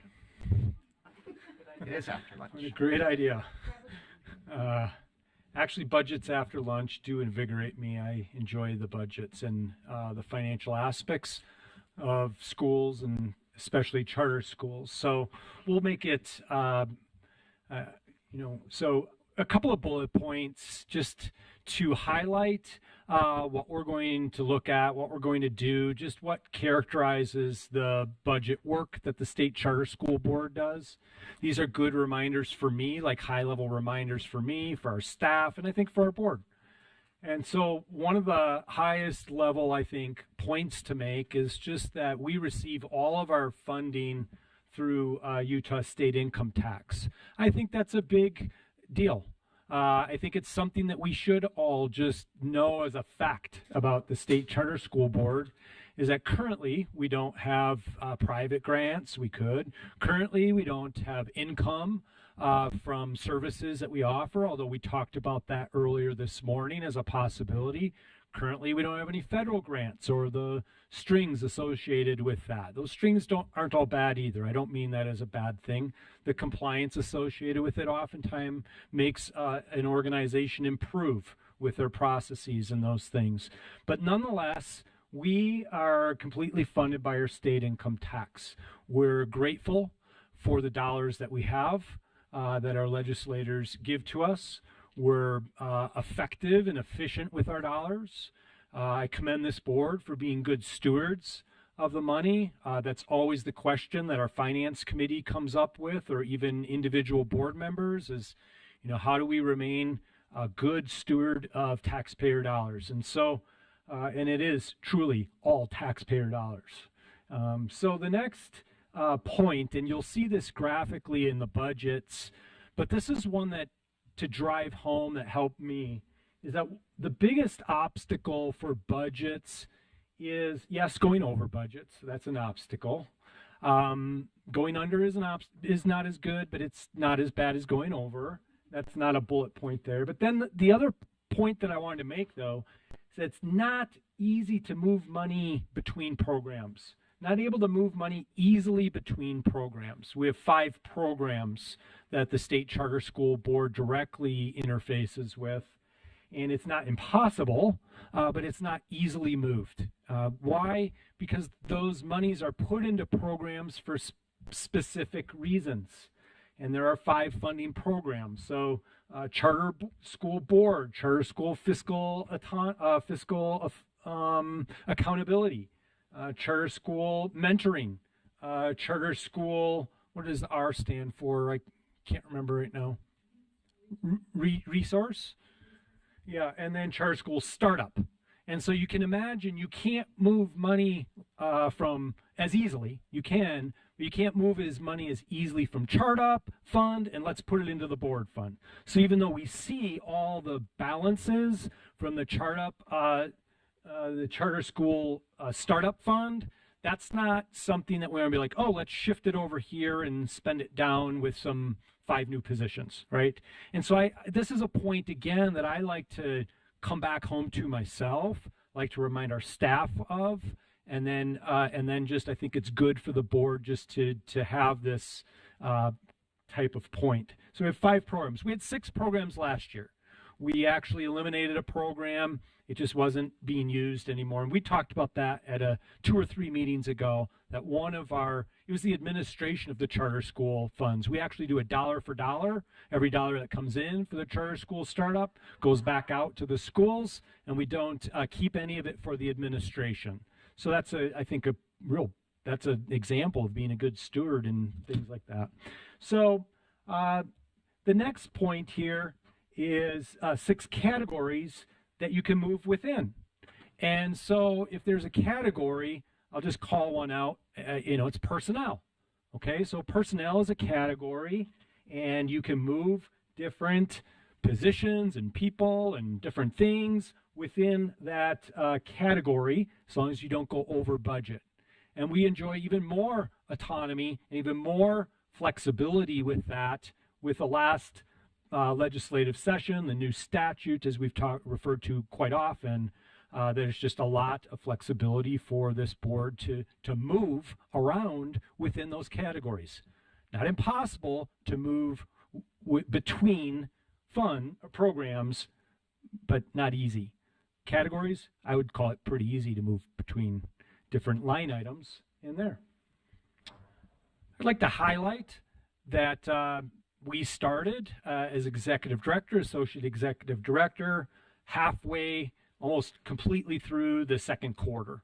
And so we are going to have carry forward funds again, because spending money requires a plan, it requires a lot of process.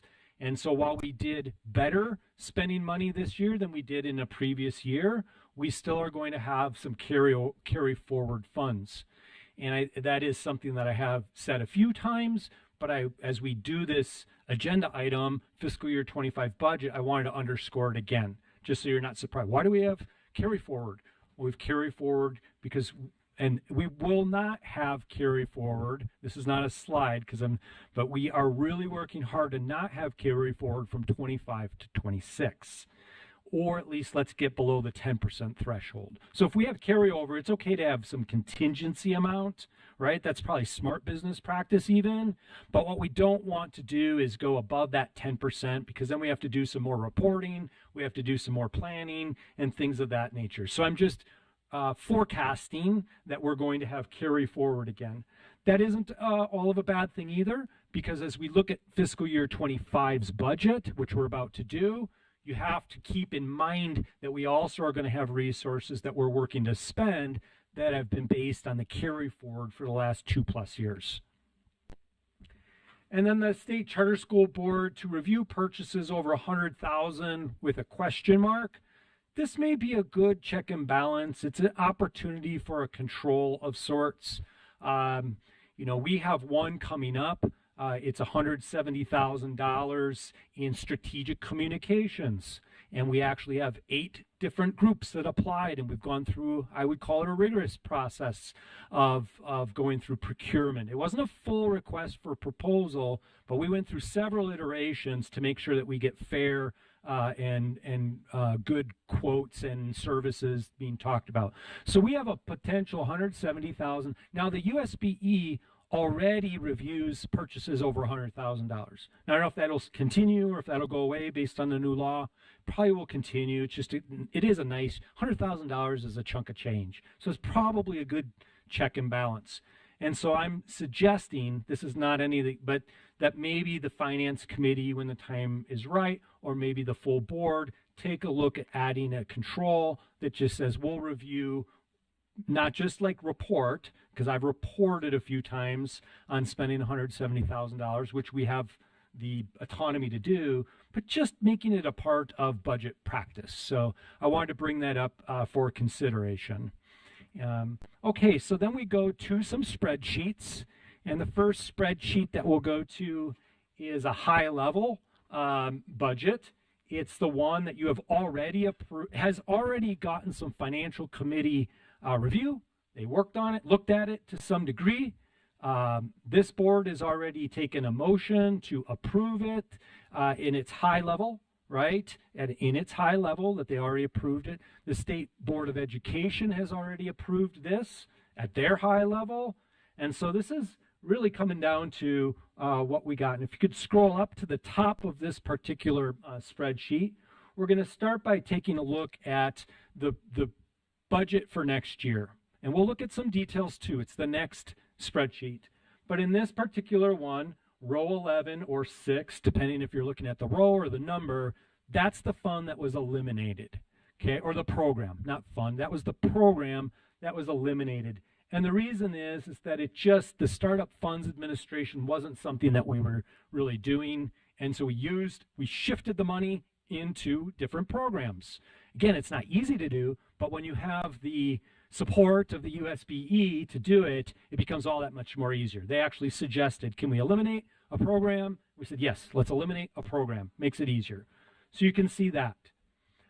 You can see just the program numbers. And so the CHBD all the way through CHFA are those programs that are difficult to move. They're not as easy, right, as I talked about. So that if we were to take a look at CHBD and go to J6, which is all the way on the far right, it's $1,405,800. We can't just easily, quickly say, let's add $100,000 more to that particular program by taking it from the charter school mentoring program. That's what the first PowerPoint slide tried to demonstrate, and I tried to explain. That's not an easy task. That said, the costs inside of the categories, personnel was the one that I used as an example. You can see other ones like, let's pick on another one, is charter pass-through amounts, right? Those are easier to move around within those categories. So at the top, we have our current budget in its state where we have our different programs and we have our different categories. This is a look that this board, I believe, is familiar with. This is a look that we used last October when we revised the budget. We actually had to do a little revision between categories. And so when we did the revision between categories, we moved some personnel money over to services, which is going to be called current expense. So we actually moved that. This year, we're actually moving that back into personnel. We have rounded off our positions, with the position of the strategic growth. We are looking to add, exploring that. And so it's moved.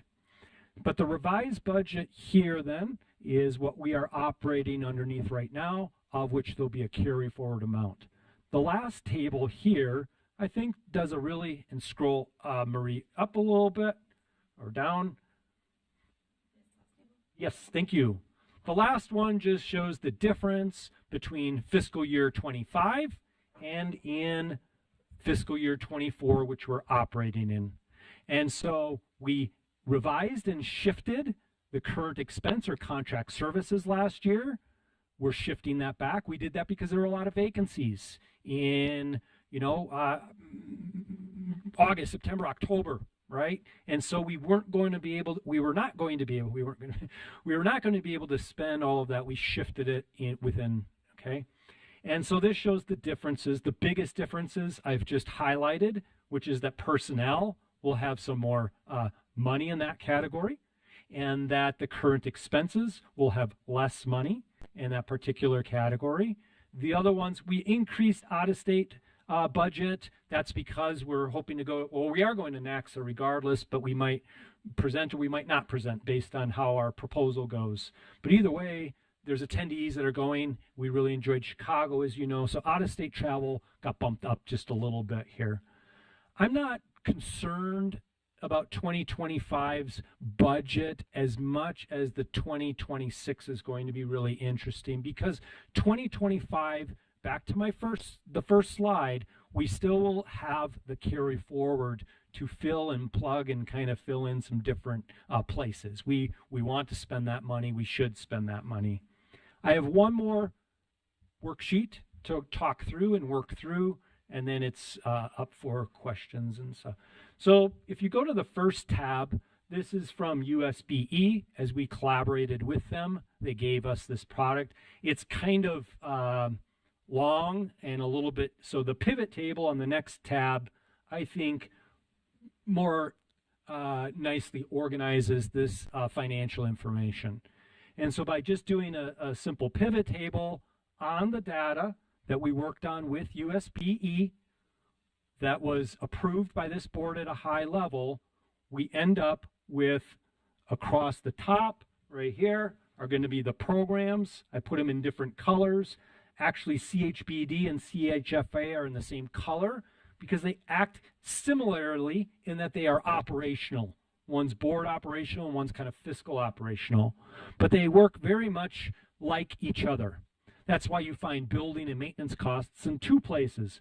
And that's where we had a little bit of a question about that in the last meeting. So buildings and grounds, 7,200, 4,800 in the two different categories.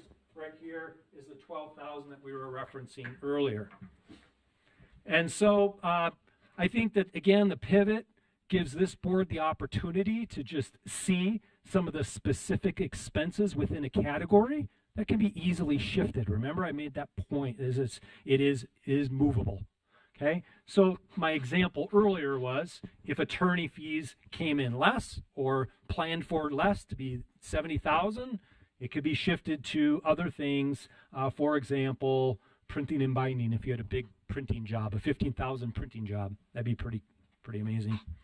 Okay, so those the greens also operate very similar to one another. They only have one line item, one object code associated with it. And it's going to be that we pay out professional development and technical services to our association, to our network group, to others through a competitive process. It's not just them, but it is a competitive process as well. Those are the 200,000. So the two greens in D4 and in E4 operate really close to each other, right? Because they both provide resources for the training and the mentoring. And then the yellow kind of stands out on its own as well, because that's the Charter School Startup Fund, SU. And so the Charter School Startup Fund, if you were to scroll down just a little bit, Marie, you can see that all the expenses happen there as a pass-through. In this case, it's a pass-through from us to the LEAs. You see earlier pass-throughs in column B and in column C right there, and scroll back up, Marie. She's a great driver. CHBD and CHFA, those pass-throughs are the indirect costs, okay? So scroll back down just a little bit. So if you add the 143,100 and the 71,200, that gets us to the number that we were referencing earlier, which was the indirect cost of being a little less than 250,000, $250,000. It's like 215, I think it is. But you can see that amount there. So scroll back up one more time, Marie.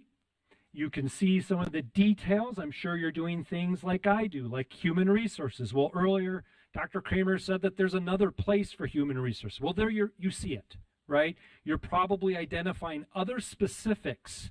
And I think that's what this board can do, is see how we're spending our money, not just at a high level, but to see some of the detail around it. And I just felt like this pivot table definitely helps me, and hopefully it just helps organize it a little bit for you. And so then one or two more points is down column A then in gray are all the categories again. So across the top was the programs.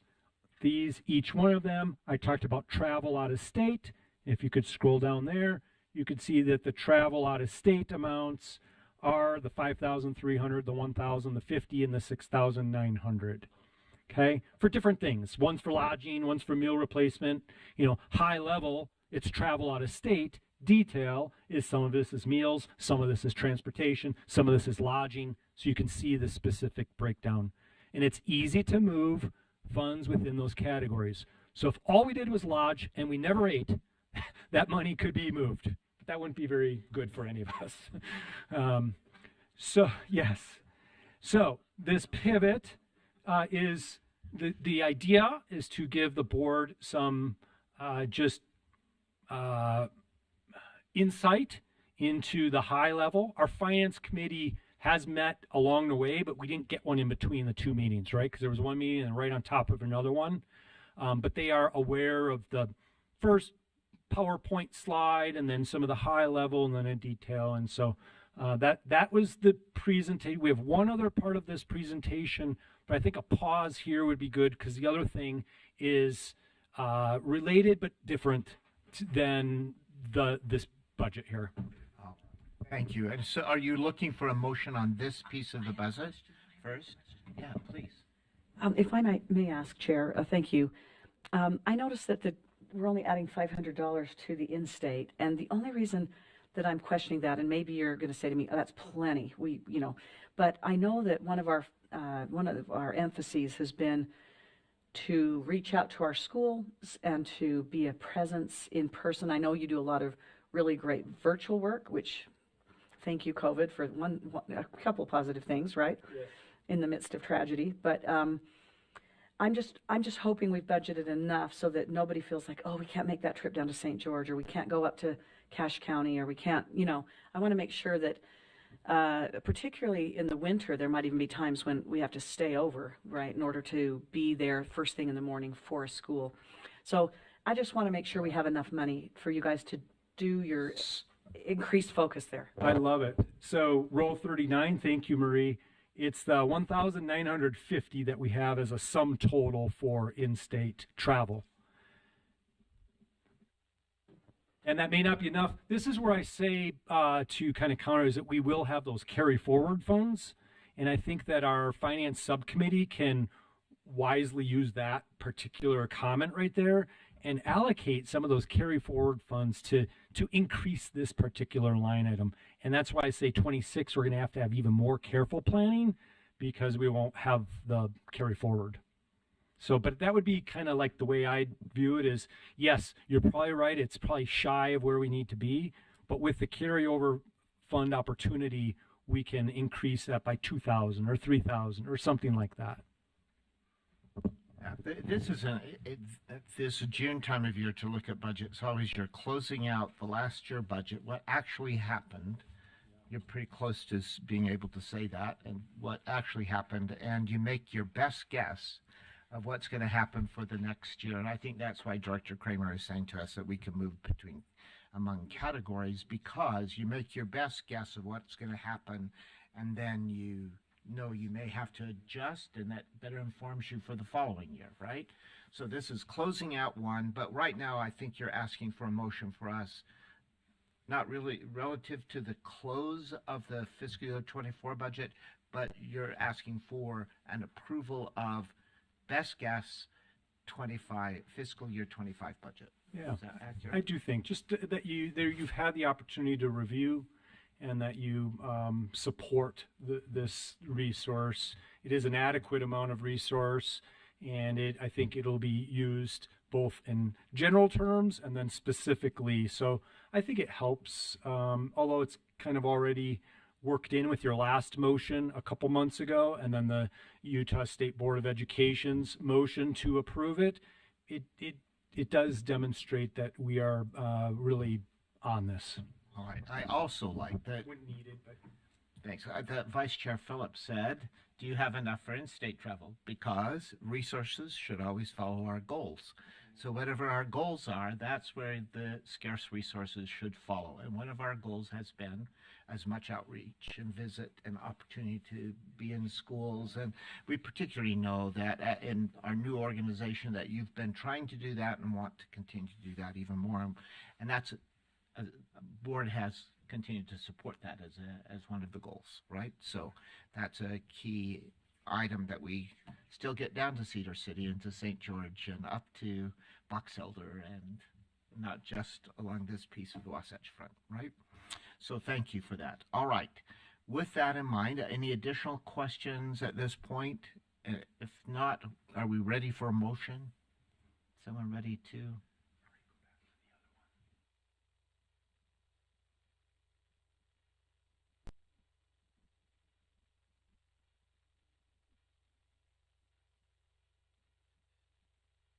This is Member Spiker. I'm happy to jump in and make a motion. Thank you so much. yes. And move it up. So I'd like to make, great. Great. I'd like to make a motion to approve the fiscal year 25 budget. All right. Thank you so much. And, great. No, go ahead. I just didn't know, did I need to make a motion about the revised budget?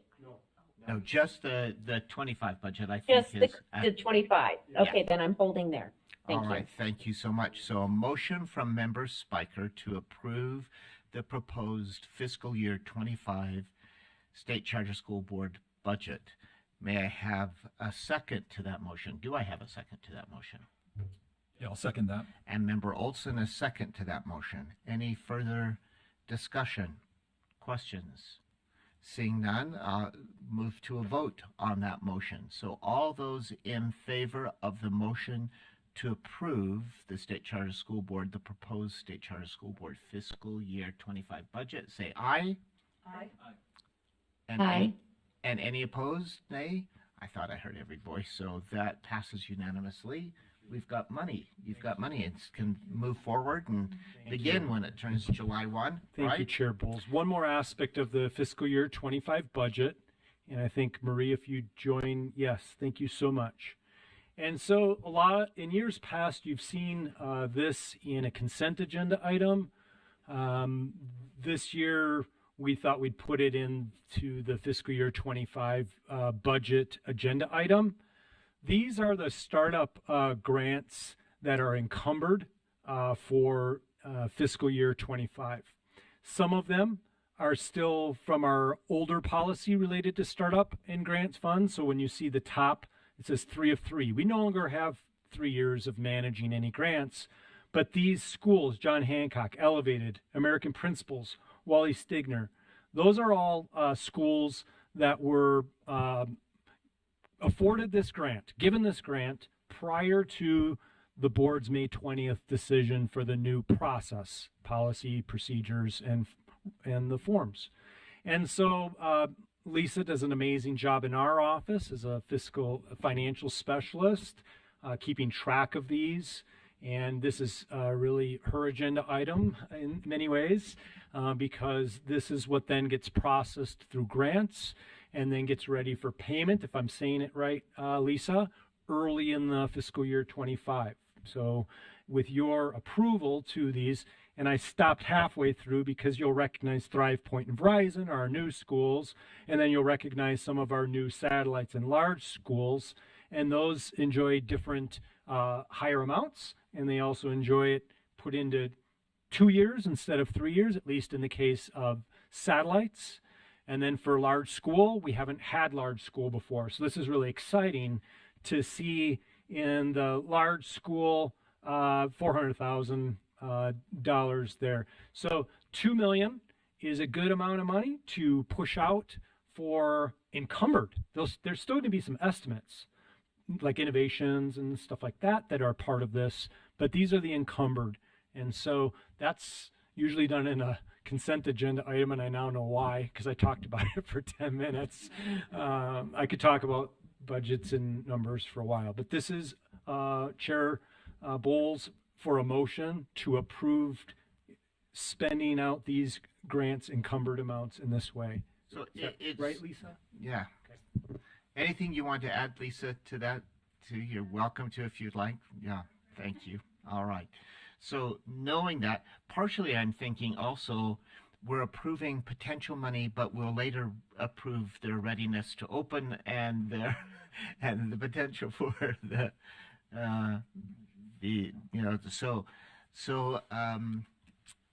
but knowing that we'll approve the money if we say, yeah, they're ready to open, then that money can flow, right? Okay, all right. So contingent on both in some cases. So a motion to approve these startup fund expenditures. Go ahead, Member Cisneros. Would the board prefer the contingency be added to this motion, or is that implied? I think that is a good question. I motion to approve the startup and implementation grants as presented with the contingencies of ready to open for new schools. Thank you. All right, that's, I think, important to put in, because otherwise cart before the horse, right? Yeah. I will second that motion. And a second to that motion. Any discussion? Not seeing any. The motion is to approve with the contingency of approving readiness to open. All those in favor say aye. Aye. And that's unanimous. So those funds are approved. And then if we approve them readiness to open, that money will flow in those two cases and to others. All right. Let's then move to our next agenda item, which is a discussion of readiness to open. And so let's look at that. And I believe that is Ms. Stephenson. Are you doing that? Yeah. Yes, All I right. am. Thank you. Thank you, Chair Bowles. All right, so we have 3 schools that we are checking on their readiness to open and that are in need of certification from the State Charter School Board. That would be Elevated Charter School and American Principals Academy. Those are our 2 new schools. And then, of course, Wallace Stigner Academy that we've been discussing today, which is a new satellite. And as a reminder, the statute or rule that this comes from is Board Rule 277552, Part 3. And that talks about how the charter school that's getting ready to open can receive those state funds. And this is where their minimum school program funds come from. And they can only receive that if their authorizer certifies to the superintendency before June 30th that and then there's a long list. So we're actually going to go through that list together and trying to figure out the most efficient way to show that as we were looking at this. We thought we would just put each item on there and show the 3 schools if they are ready or not with each item. So item A is that the school meets the requirements of subsection 2. I did not grab subsection 2, but I just gave a little IE right there, which was all the requirements for startup funds. All of these schools have been receiving startup funds for the past few years. So yes, they have met those requirements and continue to meet them. And so yes, Section A is met, that they continue to be eligible for those. Item B is that the governing board has adopted the policies that are required, including the draft of their special education policies and procedures manuals. Again, you can see that all 3 of those schools are ready with that item. Item C is that they have adopted their annual calendar and they have submitted that as required. And yes, all 3 are on track with that item.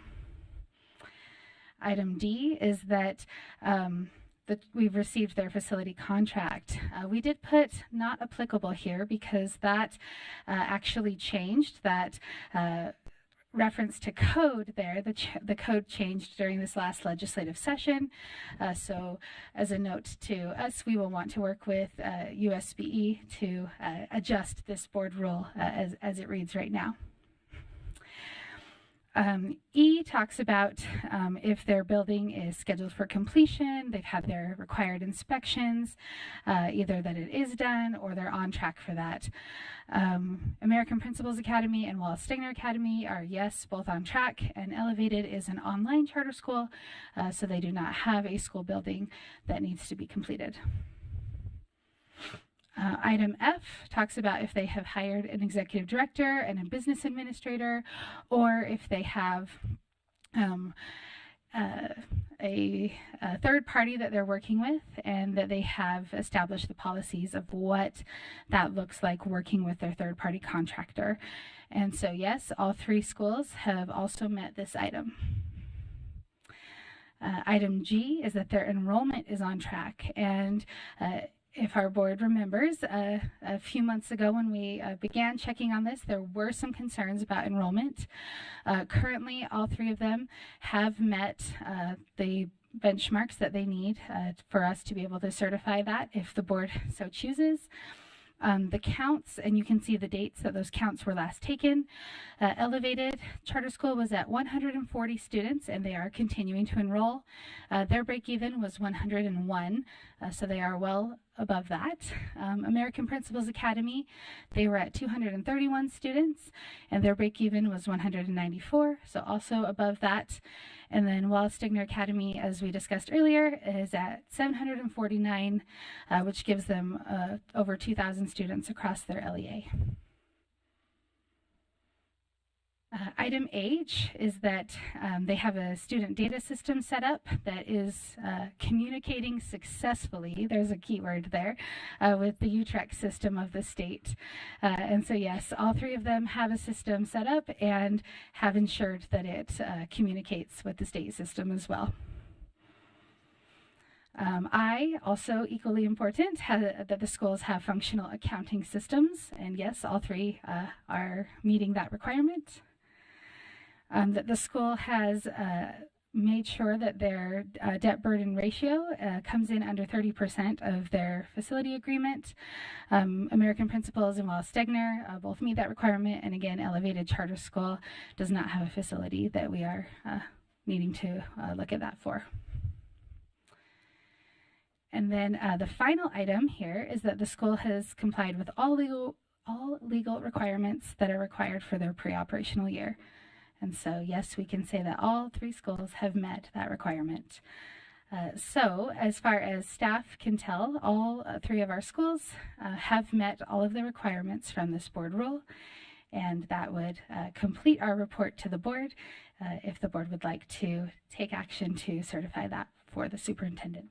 Thank you. Would you just remind us how the statute changed so that that item D, I think, was it D or E? E maybe that. Why we don't need, why it's now not applicable for those folks relative to facilities? Yes, I was going to pull that back up. It changed in that it was removed, this requirement. The requirement for an authorizer to review the facility contract was completely removed from statute. Yeah. I just wanted it on the record, out in public, that that's what changed, and that's why we don't need to review it, that was removed. So, yeah, thanks. Okay. So all three schools, the recommendation is that all three schools are meeting all of the requirements for their readiness to open. Do we have any other questions or discussion first? All right, so we need to take a motion if someone is so inclined.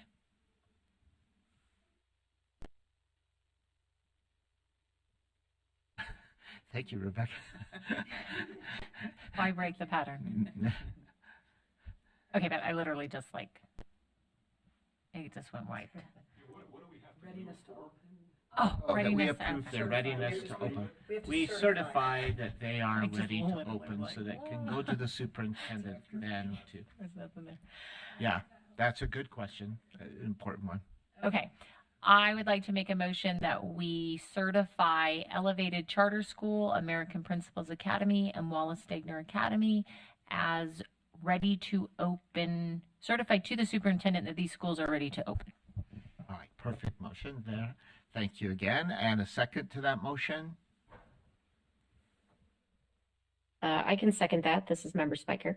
Thank you, Member Spiker, for that second. So a motion from Member Cisneros, a second from Member Spiker. Any discussion? All right, all those in favor of the motion to certify that these three schools are ready to open, to certify to the superintendent these three schools are ready to open, say aye. And Aye. all right, that's unanimous. And so we can make sure the superintendent is aware these are three schools ready to open, and we add 3 new schools to the state, which is so great, right? Okay, and now we are at item, I put numbers by so I'd remember. We are now at the discussion and action item that was originally scheduled at 10:45 if you're following on your agenda, the State Charter School Board Charter Agreement Update. And thank you, Director Kramer. So we put out front just what we're hoping for today because of the work that has gone into it. We're hoping for a final review and to seek to finalize with a board motion with a simple suggested motion to approve the revised State Charter School Board Charter Agreement, or one that says approve it with minor edits and changes made by State Charter School Board Administration and AAGs. So we gave an option there. If we still are falling a little short, we still wanted to try, if possible, to move forward with this one. So that's the end in mind. So State Charter School Board Charter Agreement Update. We had the agenda item in numerous board meetings. We had the topic in numerous board committee meetings. It was a task started and completed by former AAG Kevin Olson and reviewed by new AAGs. And it's been posted through public notice, and we sought public comment, and those things are all done. At the last board meeting, why there's a break is at the last board meeting, it was a motion to create a, I don't know if it was a motion or just direction. It was something that we definitely felt we had to move forward this way. But to put together an ad hoc committee to form it and to meet, have that ad hoc committee meet to finalize what we're calling the insurance section. And that's been done. I want to just call out a couple of people that were a part of that ad hoc, thank them for their service because it is time out of your schedule. And so one of the individuals was Angie Stallings, our deputy superintendent. She provides great insight into a lot of things, including legal areas. And we thought it really good to show that collaboration, of course, here with them. Member Olson, and with his background as an attorney, and also part of our authorizing committee, was an important part of the ad hoc committee. And Vice Chair Phillips actually was raising some of the good questions and points around it, and brings so much to this topic as well. And so I think it was even a directive that by Chair Bowles that Vice Chair Phillips make sure that she's on a committee, and so we did that. And so I just want to call out those people that served on that committee. We also talked with an individual board member. Member Cisneros has a lot of insight into operations with her previously serving as staff. She also was raising some good points as it relates to, in this case, it was not related to the insurance section, but was related to the performance standards sections. And so we talked with her a couple times, and we appreciate your insight and your work. And then a real shout out too to our new AGs, both Nicole, you in particular, really stepped into this role, and you are just such a valuable member of our team. I'm getting choked up already because you really are working your tail end off. And the amount of time and effort that our AAG put towards this to work with risk, that was central to our ad hoc committee's meeting, was to fully make sure that risk understands the questions, that the questions are vetted, and Attorney Ferguson did a great job just with many different things. So I really wanted to shout out her and their work. She always works collaboratively with our other AG, Kurt Bradford. They always say after the end of one meeting, if the other one isn't there, we'll talk, and then they do. And so she may chime in to this agenda item often and several times. And then also she helped talk through the concept of accommodating multiple schedules. So we have a Schedule A, but she really worked through and approved the concept of having a Schedule A, a Schedule B, a Schedule C, if needed, for those LEAs and those schools that have different missions and visions. And we have one of those just recently with Canyon Grove and SPA becoming one, but yet those two schools have very different missions. So one mission, vision, and Schedule A stuff would go on one schedule, and then A leads to a B in this case. So it was really nice and clean, where we could say, look, here's a Schedule B, and this is going to be Canyon Grove is Schedule A, and Canyon B is going to be SPA. So that's a concept still, but she was super helpful in that. That's a review of where we're at. Okay, so then turn to the next slide. Is not that one. Don't give a party yet.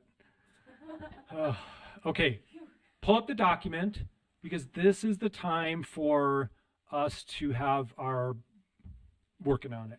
Conversations, discussions, AAG, Ferguson here. And so I'm done presenting, so everybody else can talk it through. But can you point out what maybe the changes or what you're seeing is You got still? And you could also, of course, but I'll start and then you could fill in. Okay, so anytime you want to take over, you drive. And then, okay, so scrolling down, one of the parts, this is the part that the ad hoc committee really focused in on. Keep going. It's in like a teal color, I believe, or blue. And it's right here, insurance. And scroll down a little bit more, particularly as it relates to State Charter School Board being named as additional insured under all general liability insurance policies required by this section, except where there is common coverage provided by risk management. The questions that the ad hoc committee came up with were asked. Nicole has the responses on those. And then also E was related to it because it's the written proof of that stuff. So that is, I would suggest that the board focus, unless we want to do, but it doesn't matter, but that's a area of focus. And then the purple is the second area of focus to get through, or chartreuse or whatever color that is. Is it chartreuse? Or how do you say that? We're calling it that. Okay. I was going to say magenta. Magenta, I like magenta. Fuchsia, yes. So, is it? I'm really colorblind, and yeah, sorry, we what do? You get off topic in the afternoon. Those parts in the agreement have been talked through, vetted, and it's attorney language, AAG language. It comes up several times. If Marie were to scroll up, you'd see it show up again. You'd see it show up again. You actually don't see it show up in Schedule A and we can speak to that as to why it isn't there. But those are the two items. Those are the remaining items, nada else. So the recommendation is, and I'll look at AAG Ferguson too for her advice. Our discussion was, should that remain in the agreement or not? And your advice is that it should, I'm saying. I am not an insurance expert, and the ad hoc committee, they wanted some input from Risk. And so that's one of the things I have done in the meantime is I went back to Risk. I spoke to two different people, the Assistant Attorney General for Risk I had a conversation with, and Stephen Hughes, who's an Assistant Director, and both recommended keeping that provision. And the main reason they gave was a lot of times when there's a lawsuit, the plaintiff will throw in everybody in this kitchen sink. So they won't just sue the charter school for what the charter school did, but the authorizer. They'll sue the charter school board or the district if it's a district, and then they'll sue the state board if it's that sort of case, because there's a policy that's involved or something that's done at the state level. So a lot of times you can get roped into a lawsuit even though it was a charter school action rather than a school board action. Gotcha. And if both entities are covered by Risk, you don't need to insure each other. You're both covered by Risk. It's not a problem. But when a charter school who does not have to be covered by Risk has its own independent insurance, and you're not, and the board is not covered under that policy, the board is on the hook under its insurance and its own costs for whatever it might be associated with that lawsuit. Now, the reason that it's recommended by Risk to be on the insurance of the charter school is that if it's something that they've done, their insurance should be on the hook to protect the board and to pay for the board's defense based on what the charter school has done. And you lose that protection if there's not double coverage. And then the board and Risk is on the hook for any costs associated with the defense, even if it was something the charter school did. And that was the way it was explained to me, and I think that makes sense. Thank you. Thank you for that research and that work. Could you also talk to the other two questions, which is, has this been done before? And also if a cost would be incurred by doing it, because I know the ad hoc committee wanted us to work through thank those. you for that, Paul. I did look at those two things. When I talked to Risk, they weren't aware of any other cost other than the cost of the additional insurance, like something that would be associated. But that was something that the charter school could look at when they're getting their insurance about what additional costs, outside whatever extra cost it would be to name the board as the insured. I was not able to find that there was an additional cost outside of that. And what was the second one? Kind of like if there's been a precedent for this in the past. There is a precedent. When I talked to Steve Hughes, he said that he looks at certificates of compliance all the time, which is the paperwork they send in to show what the insurance is. It's very common for one agency to insure another. Oftentimes they do this even with their Risk. They're both covered by Risk. But he said it is common when I was talking to Dennis Flynn, he indicated that he has seen cases the same thing where it's done. And if it's not done, there's that concern if you're paying for something even though it was something the charter school did. Okay. Thank you. Thank you for that advice. Thank you so much. Yes, Vice Chair Phillips. So on this particular ad hoc committee, I was very, very persuaded and continue to be that it is appropriate to keep these in, because one of my main concerns, as you'll recall from public meeting, was that somehow this would get in the way of statute that allows the state charter school board to be sued collectively or individually. And you need to consider that that's a statutory right. And it does not. So if a charter school or an individual still wanted to sue the state charter school board, as we've had a school do, within the last couple years, this does not prohibit it. What this does prohibit, as our AAG so clearly delineated, and then also Member Olson in the ad hoc meeting, is that it protects us from third-party suits against the charter school itself. But it doesn't protect us, nor should it, from actual suits that are rightly aimed at us, and we have our own defense in that regard. So I felt very comfortable with leaving it in after the explanation of the attorneys, and then discovering, knowing that we would discover from Risk if we ran afoul of kind of the arrangements they have with schools who are on their insurance. Thank you for that. Yes. As a matter of order, suggested order, I think if the board moves to approve the whole thing, that's the hope. maybe we could continue to discuss the whatever color that is next, and then try to work our way to the end. Is that Right. does So that let's seem- go to the okay. magenta. I think Okay, I heard magenta. And that, Great. let's go to that. Okay, thank you. And so with the magenta colored, these all had to do with charter schools' performance. It was questioned if we wanted to be more broad or if we wanted to be more specific. And if we go more specific, and if I'm saying it wrong, just correct me, whoever can jump in, but there are ebbs and flows in education, and there are ebbs and flows in different standards in education. And while we might delineate and specify in a schedule what those are, they could very quickly be outdated. And so then you're left with a Schedule A that needs to be revised because it's outdated. And so the guidance that we moved towards was more broadly speaking, citing statute, rule, and state charter school board policy, because we have frameworks that we've adopted. We're looking at new frameworks for the future. Those become policy, and those become places. So this first section then reads, is there anything in the red underneath there? It Yeah, looks those are really words. weird. I think we should start in the first purple or whatever color that is. I think it's let's read And through all can, of them. can you continue to lead us out, Yeah. Nicole? Read them out loud. Yeah, So let that's me- great. Actually, I don't know that I can read those out loud. Because it's chartreuse against red. Those two things are I can't see the. Or magenta, rather. Let's see if I can pull it up on my computer. There you go. Okay. Do you want me to unhighlight it?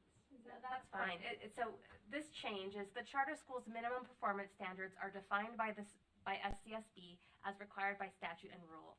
The charter school will be held to the approved SCSB charter school performance standards and is required to be aware of and comply with any updates to the standards made in statute, rule, or SCSB policy. Other one?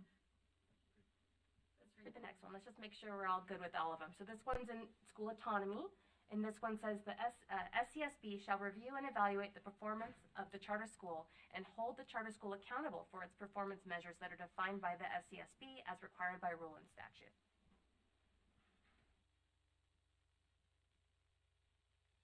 And I think it's 5. This next one is related to financial matters. The minimum financial standards for operating the charter school are defined by the SCSB as required by rule and statute. The charter school is required to be aware of and comply with any updates to the standards made in statute, rule, or SCSB policy. And one final change. The charter school shall be held to the SCSB charter school performance standards as required by rule and statute. I think we've got a typo there. Let me fix that. Yeah. And statute, and is required to be aware of and comply with any updates to the standards made in statute, rule, or SCSB policy. And that there's no change, I don't think, in the next B part. So the big change there was to cite to statute and rule as saying what the performance standards are instead of citing to Schedule A. Because the concern, like we just discussed, was that Schedule A could change based on what standards change. And so by saying that you have to follow the standards, and if they change, you have to follow the updates, that we'd solve that problem. And by a scroll all the way down, you see that it is truly not in Schedule A then. So it's removed. The last draft or iteration that you saw had the performance standards embedded in Schedule A, and now everything on top eliminates the need for A. Or for that part of A. Yeah. Yeah. So, yeah. I have a question about that. Vice Chair Phillips. Yeah. So I just want to make sure that we all understand this, that we all have the same understanding of the language, because I'm not sure I do. I just want to make sure.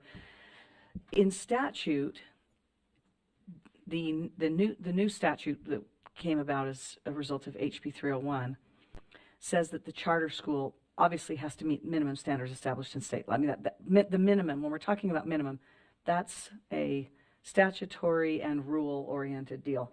But it says that the charter will be held accountable for the performance measures in its agreement. So, this is the agreement. And basically, that was to ensure that those performance measures were unique. Beyond the minimum, there's a minimum floor, we know that, I'm conceding that. but other things that the charter school would be held accountable for. And I like that this is broad, because I do think that supports autonomy and customization, the difference between Roots and Navigator Point, and so on, right? We don't want everything to be cookie cutter. That's what we're about. We're about differences and meeting different needs. But are we doing something circular here? Are we, because this agreement is calling them the SCSB performance measures. That's what this agreement is calling them. And really, in statute, it says the performance measures essentially agreed upon in this agreement. So, in other words, the SCSB doesn't necessarily have performance measures. It does have certain performance measures, like we want you to have so much days cash on hand. We want you to have a certain percentage of your operational budget going to occupancy, but no more than X amount, et cetera, and so on. We do have some minimum standards, if you will, for lots of different things. But our academic minimum standards essentially mimic what is required in board rule. So if in the statute it says that essentially these unique customized performance measures are what the school is going to be held to beyond the minimum performance measures, then in our own agreement where that's supposed to be stated and where it's supposed to be customized by the Exhibit A, we are calling these SCSB performance measures, which sounds very standard to me. I feel like that's circular. I don't understand that if I'm a charter school. Help me understand that. When we had this discussion, though, Vice Chair, what was embedded in the Exhibit A were the specifics of our framework, which are the minimum across the board to everybody. And that's what this is seeking to eliminate, that template. Everybody has to hold to this language, not be in the individualized agreement of the Schedule A. So Schedule A still has, and I'm not saying it doesn't necessarily need to be changed to reflect what you're saying, because I think that's a fair point. It does still have the key elements, and it does still have the purposes of the school. I'm wondering if it's appropriate, and maybe is an easy fix right now, right under key elements, individual goals of the charter school or individual academic. But anything in the conversations that we had, both in as ad hoc committee and as in this meeting, where if it is applicable to every school across the board, it has no business being in Exhibit A. That belongs up in the agreement, and only things that are individualized to that school belong in the schedule. So however we solve, which I think is a valid concern, that's my overarching goal, is to keep collective in the agreement and specific in the exhibit. This was a very robust conversation here, outside of here. I mean, this is why we're chewing on this right now. So at least for me, what gave some comfort on the circular nature of this, because I also was starting to think that way, like you're referring to this and then you're referring, right? However, okay, is that the policy, the state charter school board policy, is inserted in a few places, which to me refers, like if we have a board approved policy and in the board, so I don't know where it is, but a couple places in here, it does say statute, rule, and then state charter school board policy. So currently, and we even did this as an exercise, we went and we looked in our website, our old one that's going to be shelved pretty soon, and then in UCAP, and then you see like our framework. We are working through a new framework. So I think that's what helped me a little bit, is you don't need it here necessarily, because if it says state charter school board policy, it refers back to a place where it's publicly stated. But it was a very robust, with not like a clear cut direction to go. I know Nicole was presenting both sides of this a lot. Yeah. Go ahead, Vice Chair Phillips. So all of that makes sense to me, but as I'm looking at the actual language, this is where I'm getting hung up, because in statute it says the performance measures unique to each charter. This now says the SCSB performance measures, and then we know there are minimum standards set by the USPE.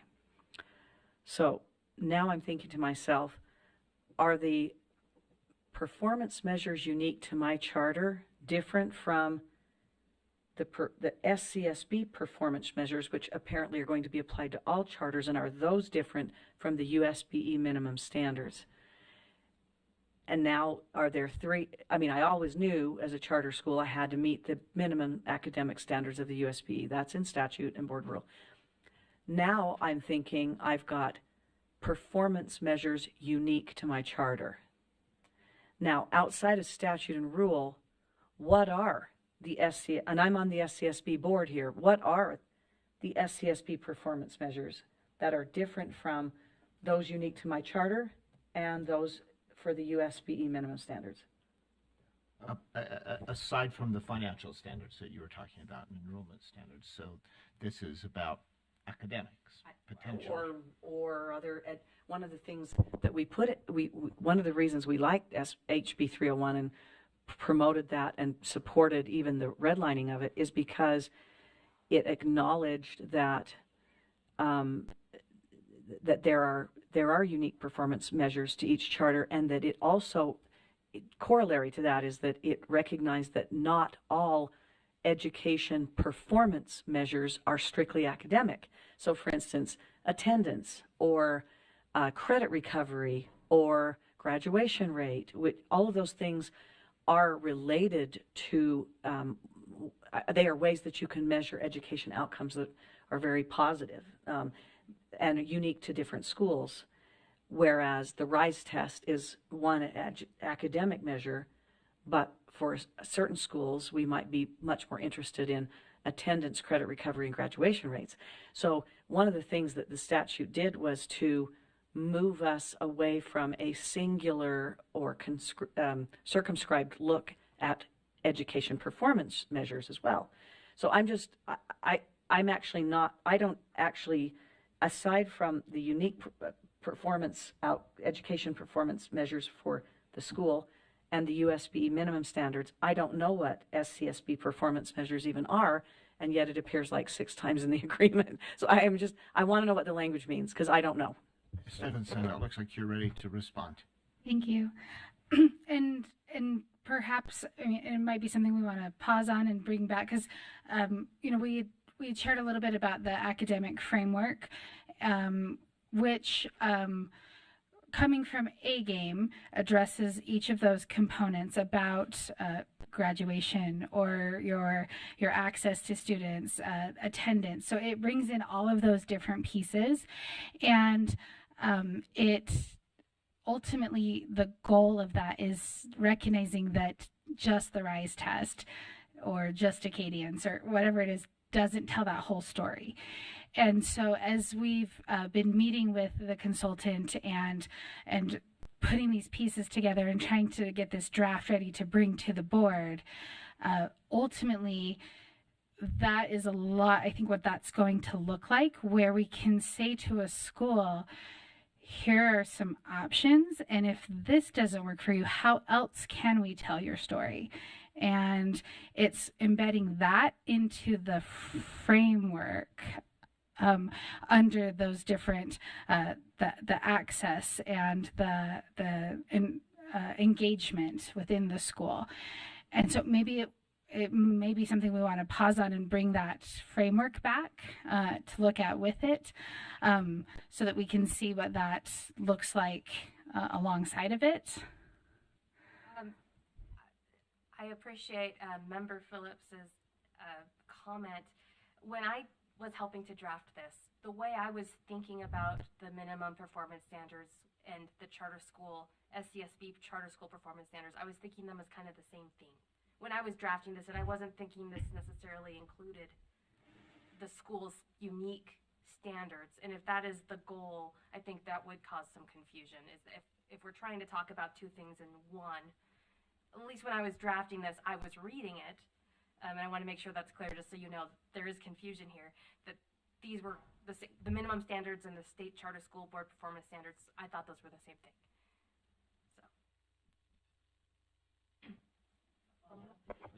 Thank you. That's helpful from both Associate Director Stephenson and AEG. Hold on. Ferguson, thank you. I kept thinking of your first name. in a sense, because I love your explanation, Associate Director Stephenson. In a sense, though, I don't know if I would call what you described the SCSB performance measures. It sounds like that's a real collaboration between the school and the SCSB, right? Because we already have that basement, if you will, of minimum standards from the USB. And I don't say that negatively. I'm just saying you have to have sort of a line under which you may not fall, right? You have to have those. So that's a positive thing. But then this other stuff, these performance outcomes, per statute already, are a collaboration between us and the schools, which is the way that we want this to read anyway, this agreement. And so I'm wondering if they should be rightly called SCSB performance measures. And clearly, as they were maybe conceived, they were actually that minimum basement standard that's really the USBEs. And so because we don't have a list of specific standards beyond the USBE minimum standards that we're not actually willing to negotiate with the school, given the way it was authorized, what our expectations were when it was authorized and things like that, what its key elements are, what its focus is, and so on. So I just don't know if SCSB performance standards, which sound very standard, really reflects what these performance measures that we are going to be holding schools to are. If it's like what you're saying, where we're kind of looking, the minimum standards of the USBE are a given, and then we're actually looking at specific things for each school, which is appropriate if you consider the variety of our portfolio. Huge disparities between our schools because they're addressing different concerns and also different populations, right? So there really isn't a single framework beyond the collaboration. The framework establishes the collaboration, and it becomes an agreement between us and the school, and they're unique, customized, which the statute now allows for. So is there really such a thing as an SCSB performance measure? Maybe some. Financially, we have a handful. Financially, we do. I'm trying to think of what the other...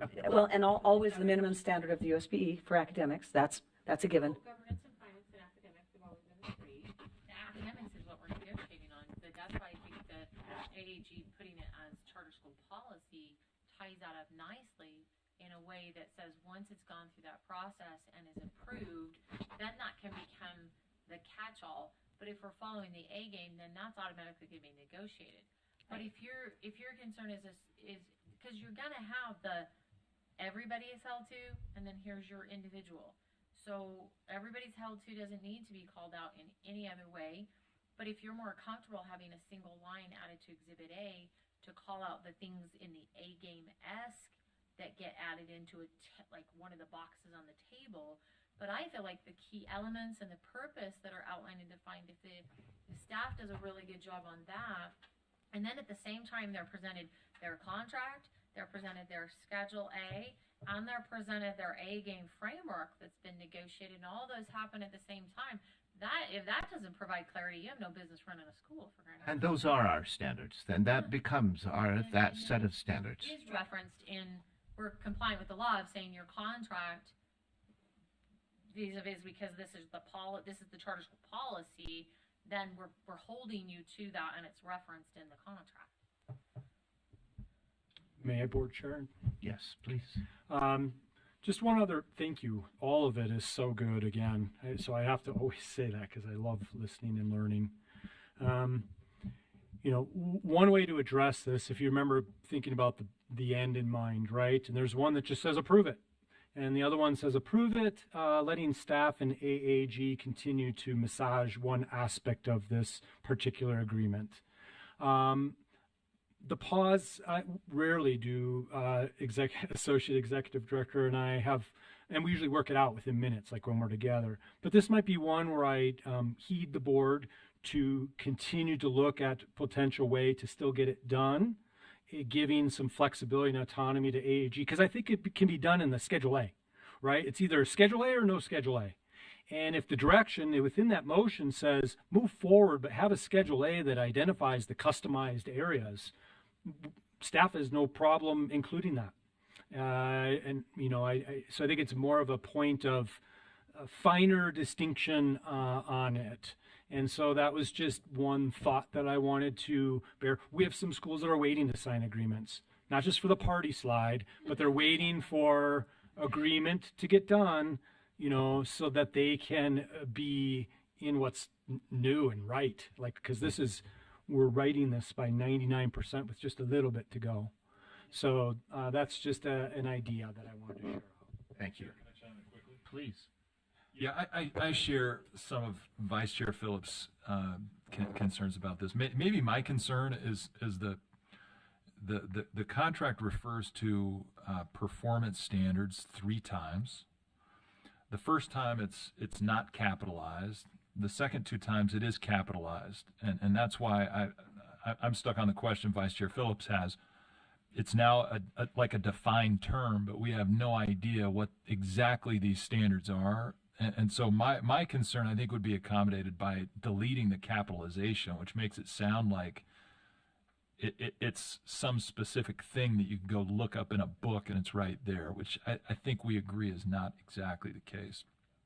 So I would suggest changing that so it's not capitalized, including the word charter school in section 10A. It says SCSB charter school performance standards, as if that's like in a book somewhere and it's defined. So I would maybe just tone that language down a little bit. And then when you go to the previous reference, and I don't know, charter school is a defined term that's capitalized, so maybe you do leave that capitalized, but not the performance standards. I think if you remove the capitalization there, maybe that resolves it. But I'm still also just a little bit confused by the language because I'm just not clear exactly what those standards are that are being referred to. But if that doesn't cause consternation to anybody else, then I could live with it. So I would be in favor of a motion that approves this, maybe with just some further massaging, and I think it would be slight massaging of that language. Thank you, Chair. I agree with what Member Olson has said. I like the idea of it being a more general term because a lot of things can fit into a general term. And with a general term, we kind of get to define that, right, over time. I also like the suggestion from Member Cisneros about maybe just including a sentence in the Exhibit A, or whatever we're calling it now. Schedule A, thank you. I knew that was wrong, but I couldn't remember the other one.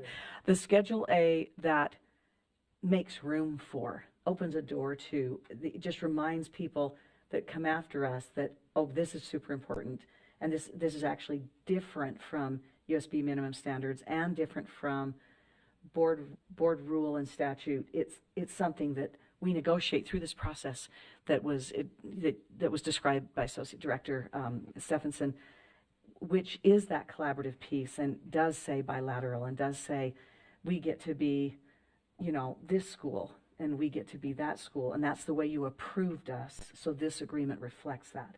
You approved us on the basis of that. So I would be comfortable, as you suggested, Member Olson too, approving it, sort of with the direction that some of that language gets cleaned up and sort of backs down a bit, and then there's the inclusion of just a sentence or a little box or something that says, we understand that there are customized performance measures per statute that are part of this agreement and that are part of the way we are evaluating your charter school, your charters. As I'm looking at Member Cisneros, I'm thinking of Itinerus, and there are all kinds of great things happening there. But even if all you were doing is getting kids prepared into college, which is a huge thing, it's not all. It sounded like I was minimizing it. I'm not. But RISE scores were mediocre. You were authorized to do that. That's the thing you were authorized to do. And as long as you're meeting minimum standards, that's what we care about for your school. Yeah. Sure, I can. Yeah. How is it that you feel like the key elements in the purpose do not address that? Why? Because my concern is we've tried goals, we've tried personalized goals, we've tried and at the end of the day, we always end up backing these things out because of the ebb and flow in the nature. And we also want to create a space for people to be able to pivot if their innovative idea 10 years in, we want to try something different. We want to be able to support the easy access of that change and that pivot.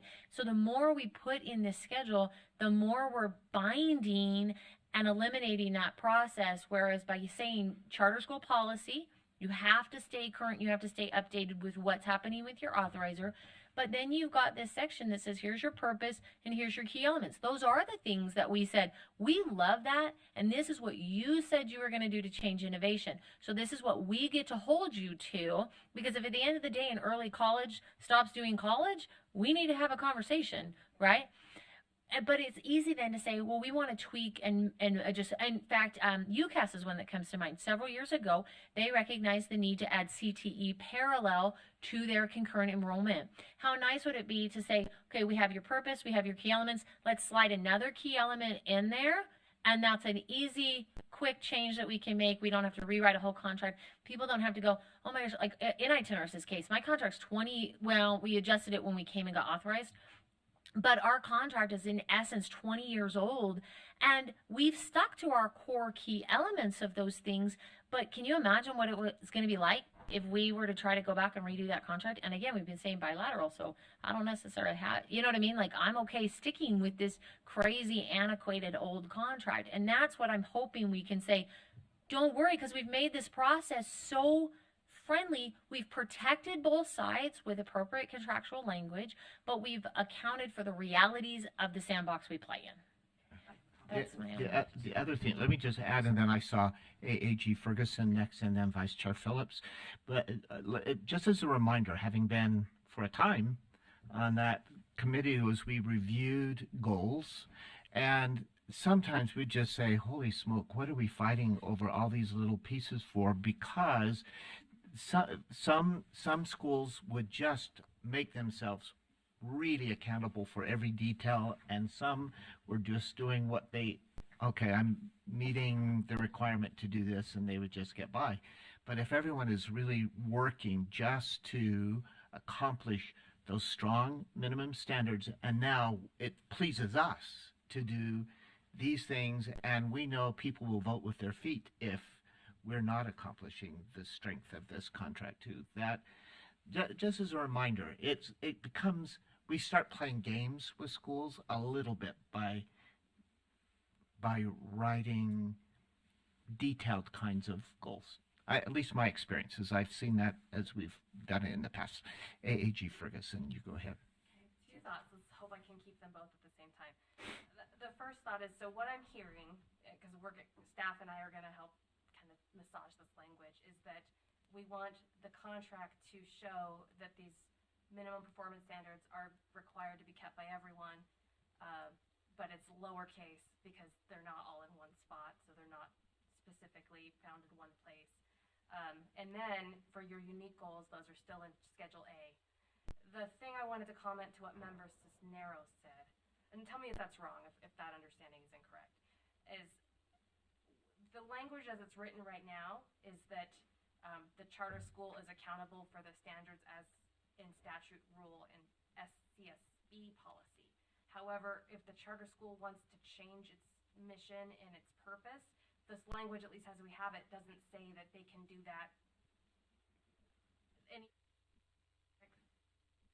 Just follow the updates, if that makes sense. This is what it says, is it's required to be aware of and comply with any updates to the standards made in statute, rule, or SCSB policy, not charter school policy.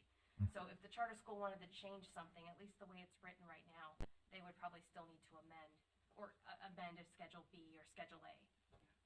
Yeah, that's right. That's right. Yes, Vice Chair Phillips. So one of the things I really liked about what Member Cisneros said is that we want to keep this process slick. We want people, if they want to come back every couple of years even and adjust as their enrollment goes down or as they do more experiential learning instead of such and such. We want them to be able to come and do that. I think over the last few years, we've actually, by putting things on the consent agenda and by not making a huge deal out of every little change in a charter that we authorized, we've certainly opened the door to that to our schools. I want, and I'm not sure what the right way forward is, but I do want to draw a distinction between writing your purpose and your key elements, even if you tuck in there as well the minimum standards set by the USBE. Those are not, the purpose and the key elements are not the same as performance measure outcomes. They're just not. Now, I realize that when we have written performance measure outcomes in the past, they have either been aspirational and horrible, right? Or they've been not very aspirational at all and sort of, this is all you're going to do? Why did we authorize you? But I would suggest that, and I don't know what the middle ground is, but the purpose and the key elements are only going to be, we're only going to be looking at, I think, at least, and maybe I'm wrong here, we're only going to be looking at those as almost a pro forma checklist. Oh, you're still doing what we authorized you to do. You're still an online school, or you're still hybrid, and you're still doing experiential learning. Good, check plus, right? But then we turn around and without any other kinds of performance measures unique to that school, like the example of credit recovery or graduation rates, maybe for a school targeting alternative kids, right, in high school, we're left to just default to the minimum academic standard, or we're left to establish a higher standard, which really isn't fair to charters, by which we would take a school that maybe had no intention of kicking it out of the park on the RISE test, but they had these other things they were doing. So what I'm just saying is that as we, one of the I was on the performance and accountability committee for years and years and years, right? And the hardest part, the crux of it is always that it's a slam dunk to say, oh, they're not doing what we authorized them to do. They need to bring that into compliance or come back to us for an amendment. Easy. That's easy. An easy decision. What's hard is when they're not meeting an academic standard that we may have actually artificially imposed on them. For instance, they have to be, it's way above the minimum standard, but for instance, they have to be comparable to all the schools of their similar demographic in their region. Let's just put that out because I've heard that more times than I can count. Yeah. So let's say that that's now the standard that we've decided that we're going to impose on them. I don't think we ever should have done that. There's a minimum standard already with the USBE. But now we're in a tug of war with the school who's saying, we never said we would do that actually when you authorized us. What we said we would do is credit recovery and get kids who were dropouts to at least a 50% graduation rate. And you guys said that was okay. And then it also looks like we're being arbitrary and capricious. We authorize them on a certain basis. Then we're holding them to a different standard which doesn't fit their demographic. Or we're not holding them to that standard, but we are saying what you're doing isn't good enough because we've decided charters have to be here. So what I'm simply saying is the purpose and the key elements are not the measure of performance outcomes. Those are inputs. And we don't have anything besides one of two things or both in this agreement, which is the minimum USBE standard. I'm comfortable with that. That's what we have for every public school in the state. Or something called SCSB performance measures, which now sound like it's a standardization of something that, of an education sector that in that regard, even the statute now allows us to customize rather than standardize. So I just want to make sure we know what it says, how the schools may interpret it, because I'm not even sure exactly what it says or how the schools will interpret it. But that gives me a little bit of pause around that because I don't want Schedule A, I don't think it's good accountability for Schedule A to just be inputs. But on the other hand, we have to be very careful with the outputs, and they should be able to change them quickly. A new school comes, they have a totally different group than their target population that they thought. And guess what? They're a public school, so they need to take people who have applied. They don't get to pick and choose. So now they have a totally different demographic. They need to be able to come in and say, we need to change our performance outcomes that you as the SCSB, our authorizer, are measuring us on. But what I'm saying is I don't see any of that in here of what the actual thing that they're going to be held accountable besides the USB minimum standards on academics. I don't see it in this agreement. Now, I'm okay with that, but then I think we need to make sure that they understand, our schools who are signing this understand what we understand, and that we understand what we're holding them accountable for, and that it shouldn't be, except for in some basic things. Days cash on hand, you have to do OPMA, you have to this, you have to that.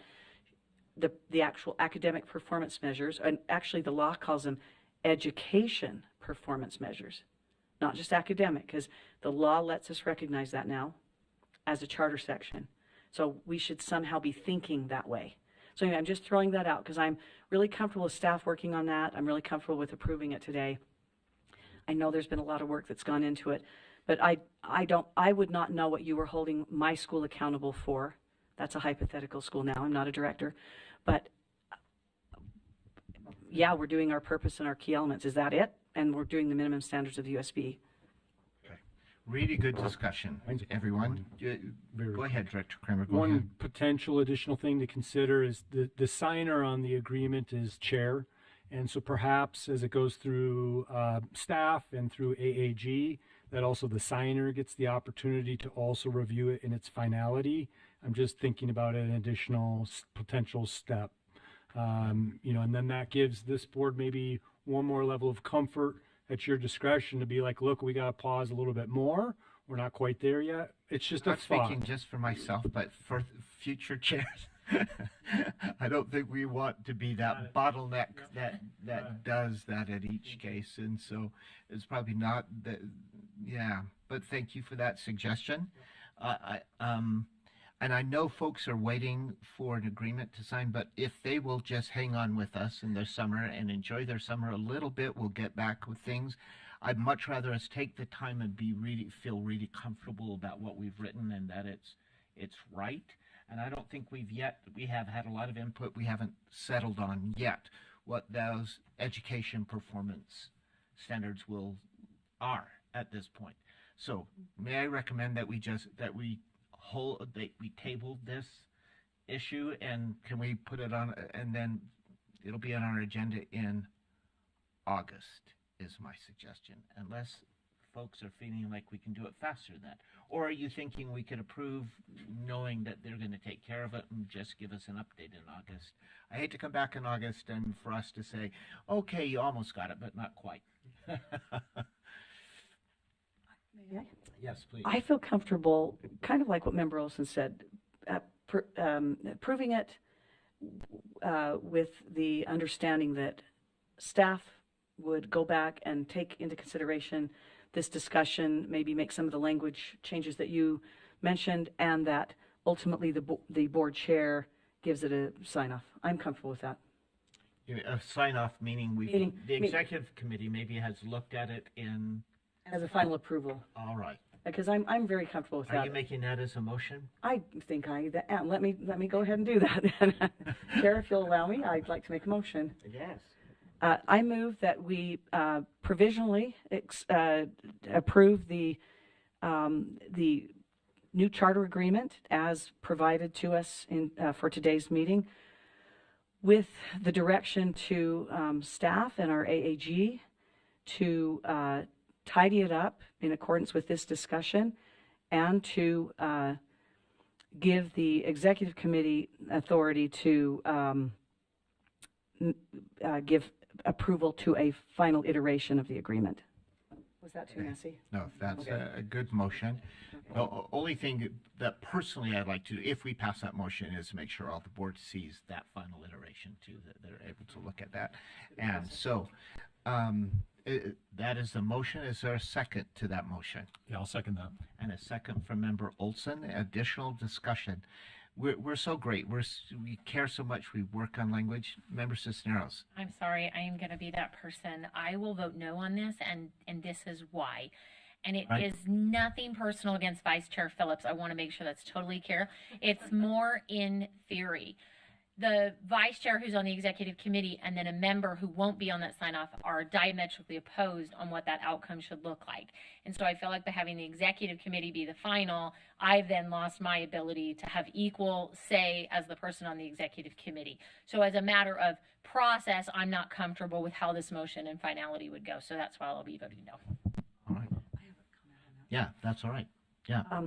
I actually agree with that, and feel like the motion should fail, even though I made it. And then I would be happy to make another motion So Chair, just know that. All right, so let's take a vote on that motion so we can continue. All those in favor say aye. All those opposed, nay. Nay? Nay, all right, so that motion fails. Let's, and that was definitely saying nay, yeah. Okay. So an additional, another motion, perhaps. I'd like to make a motion if I Would could. you? Okay, thanks, Vice Chair Phillips.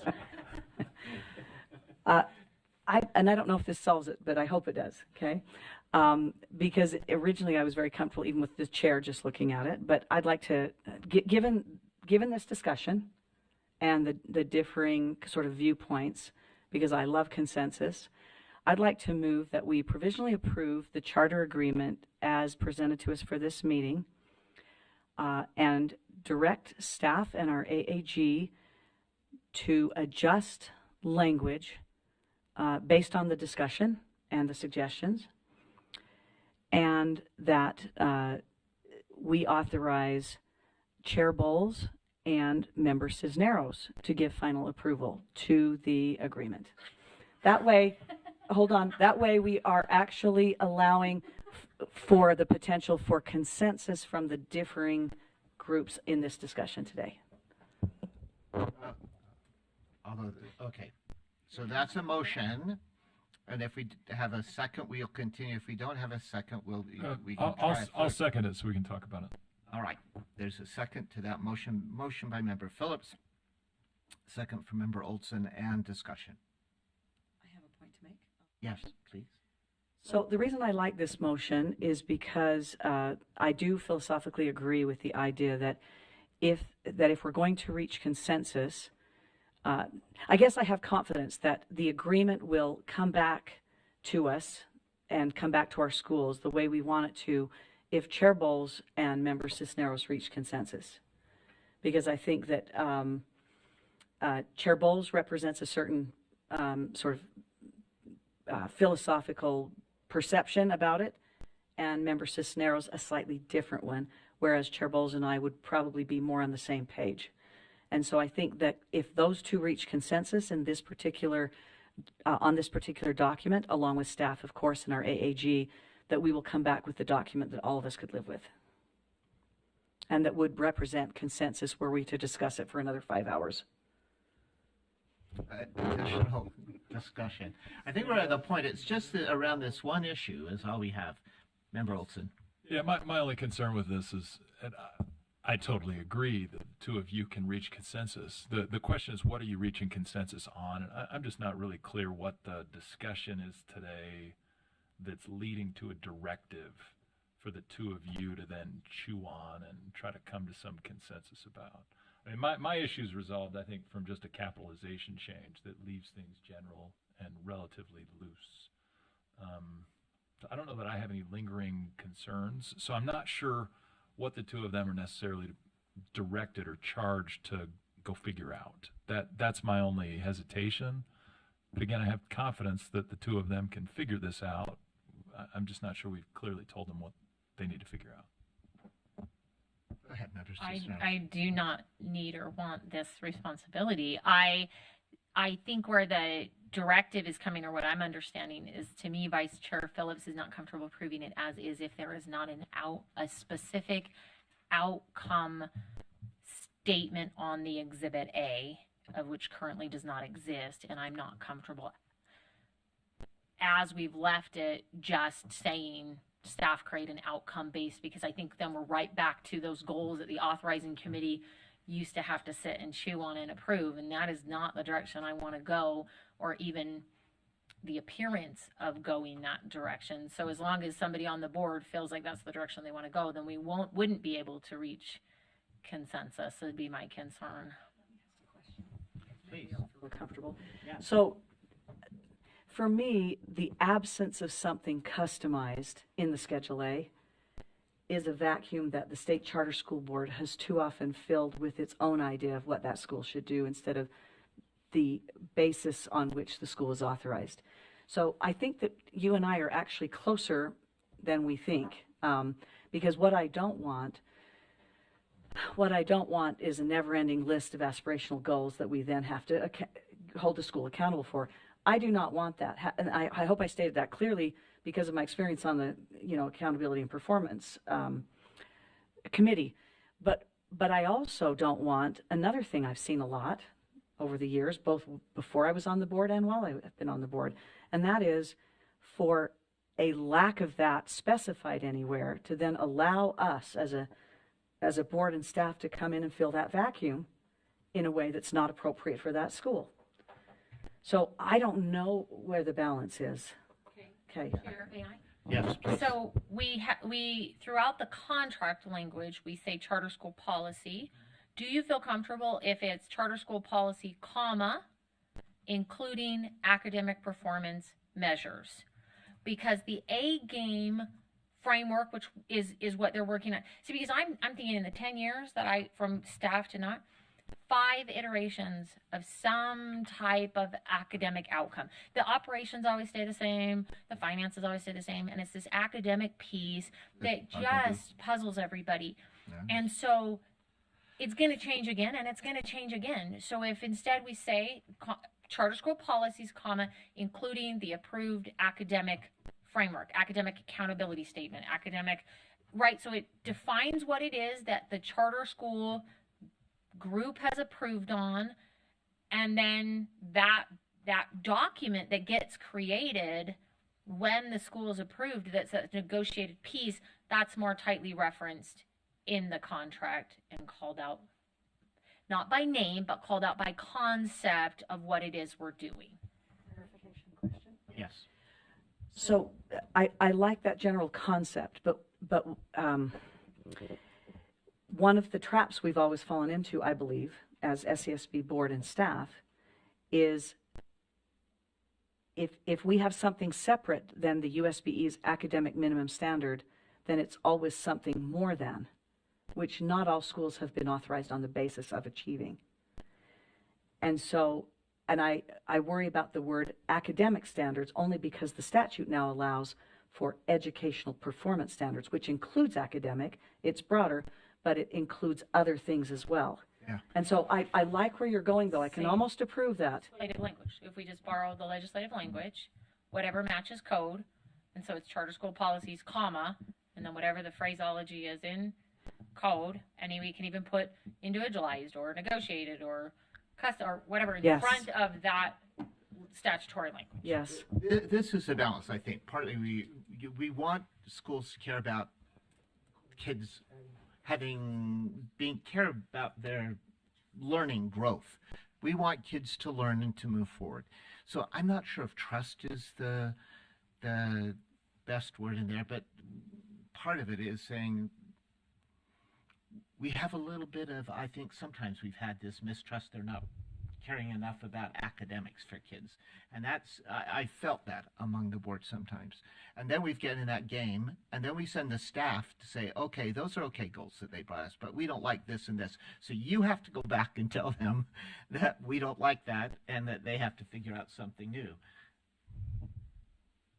Becca's done that, Marie's done that, have to go back and negotiate back and forth. And that's why if we say, we expect kids to learn and that you care about that, and from wherever you are, how that learning looks is where we want it to go. Marie, you want to add something? I was just going to add, as we're putting together this framework and preparing, tomorrow we're actually plugging some data in to start then bringing a draft back over to the board. I think that part of where schools will want to engage in that, and as we've started having conversations and we've been kind of teasing it out within the portfolio, has been the fact that if you're happy with the default with the USBE's minimum standards, that's fine. That can be your default too. But as we've talked to some of the schools, they'll say our population starts so low, and the standard test doesn't show how much they grow. We want to be held to growth. And so within that framework, we can create a goal about growth. Or we can say, our students don't spend time on technology. We aren't a high-tech school, but we would like to do this test that's paper pencil based and then show you that our students, based on the national norms of this paper pencil test, are excelling based on, and so we'll still have these criteria points, and we'll bring that to the board that we're looking at, but that essentially the school will have that choice to present and to say, we would like another way of looking at, we are academically successful in how we're doing this. And I think that's our ultimate goal, is we want schools to say they care about that learning. I don't want to even academics or learning, that kids are learning and progressing. I've started to hear more of us coming to a consensus, I think, with that statutory language. So we have a motion on the table. Yeah, we need to fail that motion. Go ahead. Again. Okay, mine's quick. It's just staff does watch these. We review film. We've referred to the basketball analogy before. We watch film in these meetings, and oftentimes we get clarity. We follow your conversations and try to work through that. I also have seen our new AAG work really wonderfully with having few words to state what needs to be stated legally, statute-wise, policy-wise. One of the things that I've heard is a reference to policy, but policy isn't in there. And I think looking ahead, I think Marie keeps doing this look ahead to when we adopt the new frameworks based on A-frame. And I think that we're going to get our policies even more tight than what they currently are. They already are tight. But I think that you've seen us go through public process and things like that. So policy as a reality is going to be a part of staff's continued effort. So my main point was, though, that we do watch film.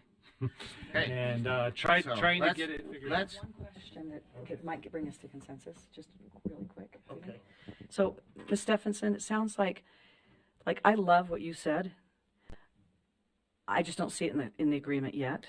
But I think it's in there. If I heard kind of a conversation-ish over here, that maybe there's language about education performance measures that are either negotiated or customized. I would feel very comfortable with that. I would be able to approve that agreement as is, or with that that slight adjustment. Because All right. I think if we mention it in the agreement, then it opens up this process. So we have a motion on the table. Let's take care of that motion first, and then we can move forward to this direction. It also says to me to say to members Cisneros who says, oh, next, but we do have A game there. And so I'm reminding you, we maybe need to go to those sessions and hear more about A game. And so motion on the table. The motion was that we would approve language, Member Cisneros and the chair. So, those in favor of that motion say aye. Not hearing any, I know that motion failed. Therefore, are we ready to entertain an additional motion working with language? Do you want to see it again with that language revision? I want you to try that one. I would like to make a motion to approve the revised state charter school board agreement with the edits as discussed and changes made by administration and AAG to reflect the goals of the board. All right. There is a motion. Do we have a second? I will second that. Second to that motion. Thank you. And all those in favor say aye. Sorry, before you do Yep. that, you say the edits as we Aye. discussed. What are you referring to? On Just the minor edits. yeah. Yeah. The non-capitalization, the other piece. All right. Sorry to interrupt. So, no, that's good. So I have a motion from Member Cisneros. Did I have a second from you? A You second did. from Vice Chair Phillips? Yeah, you did. I should have asked for additional discussion. All right. All those in favor of that motion, say aye. Aye. Any opposed? Aye. All right, that was unanimous. And lest anyone thinks we don't talk about issues and discuss things and to come to decisions, we do. Slide, Marie. All right, We're starting to work through, if we get this charter agreement done, that we create a party out of it based on the idea of Member Spiker. So it's a celebration to do a bilateral agreement. Yes. I like that. fabulous. Very good. Thank you, Member Spiker. We like parties. That's a good thing. You can always count on me on that. Yes, That's I good. think- All right. We love that. And now we just got to get NACSA to say, come and present for us, and that will help as well. All right. Our last agenda, well, last agenda item is preparing for proposed and small expansion applications, which is a duty that we have in August, and Ms. Stephenson is going to talk to us about what's coming. Yes, and this will be quick and painless. All right, we just want to go over a few dates of what's coming up. So proposals, they have had their opportunity to meet with staff and complete their first assignment, and all of those applications are due June 30th. And so between June 30th and the August 8th board meeting is when we will all have that opportunity to review them. So as soon as that June 30th date passes us by, I will be sending those copies to the board, so you will also have that opportunity to review them. As a reminder, the proposal is about 10 pages long. Director Kramer hinted at, we're expecting most likely about 10 to 12 proposals to come in. Now, that is if everyone that has met with us ends up submitting, so they might not, but about 10 to 12. Those full applications, if you decide to invite them to apply, would then be November, heard again in January, and then those schools would enter their pre-operational phase if approved. So how can you prepare as you are looking ahead and planning maybe a trip or pool time? Try to maybe set aside some time to read and review in July as those proposals are coming in. As you read proposals, you'll want to take notes. What questions do you have? Thinking about as a main question, are you curious to learn more about this school idea? So remembering that the proposal is not the final step, but just do you want to hear more about this? Also, if there are concerns, thinking about, can this be addressed? And if it is something that we can address, obviously then staff, we can continue to work with this group. If it's something that can't be addressed, that's not public school, then that might be a stopping point for that group. And then ultimately also that idea, would this proposal, would it add value to our portfolio? Is that something we would like to continue to pursue? Our small expansions, those are also coming in. That's due July 1st and also heard at our August meeting. And then if our board chooses to approve those go into effect not this fall, but the following fall. So that's fall of 25. Remembering that is a new process for us. We've only done small expansions once. And so how do you prepare for those? As they come in, we'll want to make sure that we're reading and reviewing those. It's only about a paragraph per school. So that one's a lot less time. So set aside some reading time for proposals. These ones, it should just be a paragraph. Thinking about, does the request make sense? Does it meet a need? Is it something that is going to help the school address a concern? A small expansion, as a reminder, is up to 100 students and or one grade level. So sometimes it could be a little release valve if they have a high waiting list. It could also be that they're struggling with enrollment because it doesn't match the district configuration. So it can be both something as a positive, but it could also help address a concern. Our board has also mentioned that if the same request was maybe received last year from the school, that you have wanted to be mindful to not keep granting small expansions as a way to bypass the large expansion process that is a lot more rigorous for schools. So that's something that staff will prepare to also report on for you as we're looking towards that. So that is August. Now, there's again another good problem to have several applications and for us to consider those. That's a good thing that the folks are willing to do that and are thinking of ideas of ways to serve children and families, and we look forward to that. So again, another good problem. It just gives us something to do in July, in addition to celebrating the 4th of July, and we have to help Director Kramer understand what the 24th of July means in the state of Utah. It's in some places bigger than the 4th, right? It's an important celebration in the state of Utah, so we'll help you to see that, right? It is our days of 47, that's for sure. That's what we do. All right, so we will take our homework seriously. Thank you for that, Ms. Stephenson, and to help us to prepare for August. We keep talking August because we don't have a meeting in July typically because we're off, but we're not off now. We have homework. And so we'll take care of that, and we'll be back on our next meeting is August 8th. I'm waiting for one last motion. Yeah, I move that we adjourn. Motion to adjourn. We are now adjourned until August 8th. Particular motion. Thank you also for hanging on for an additional hour so we could have a good discussion. Thank you all. Michelle would be proud. Michelle would be Thank proud. you. Thanks, Stephanie. Yeah. Thanks, guys.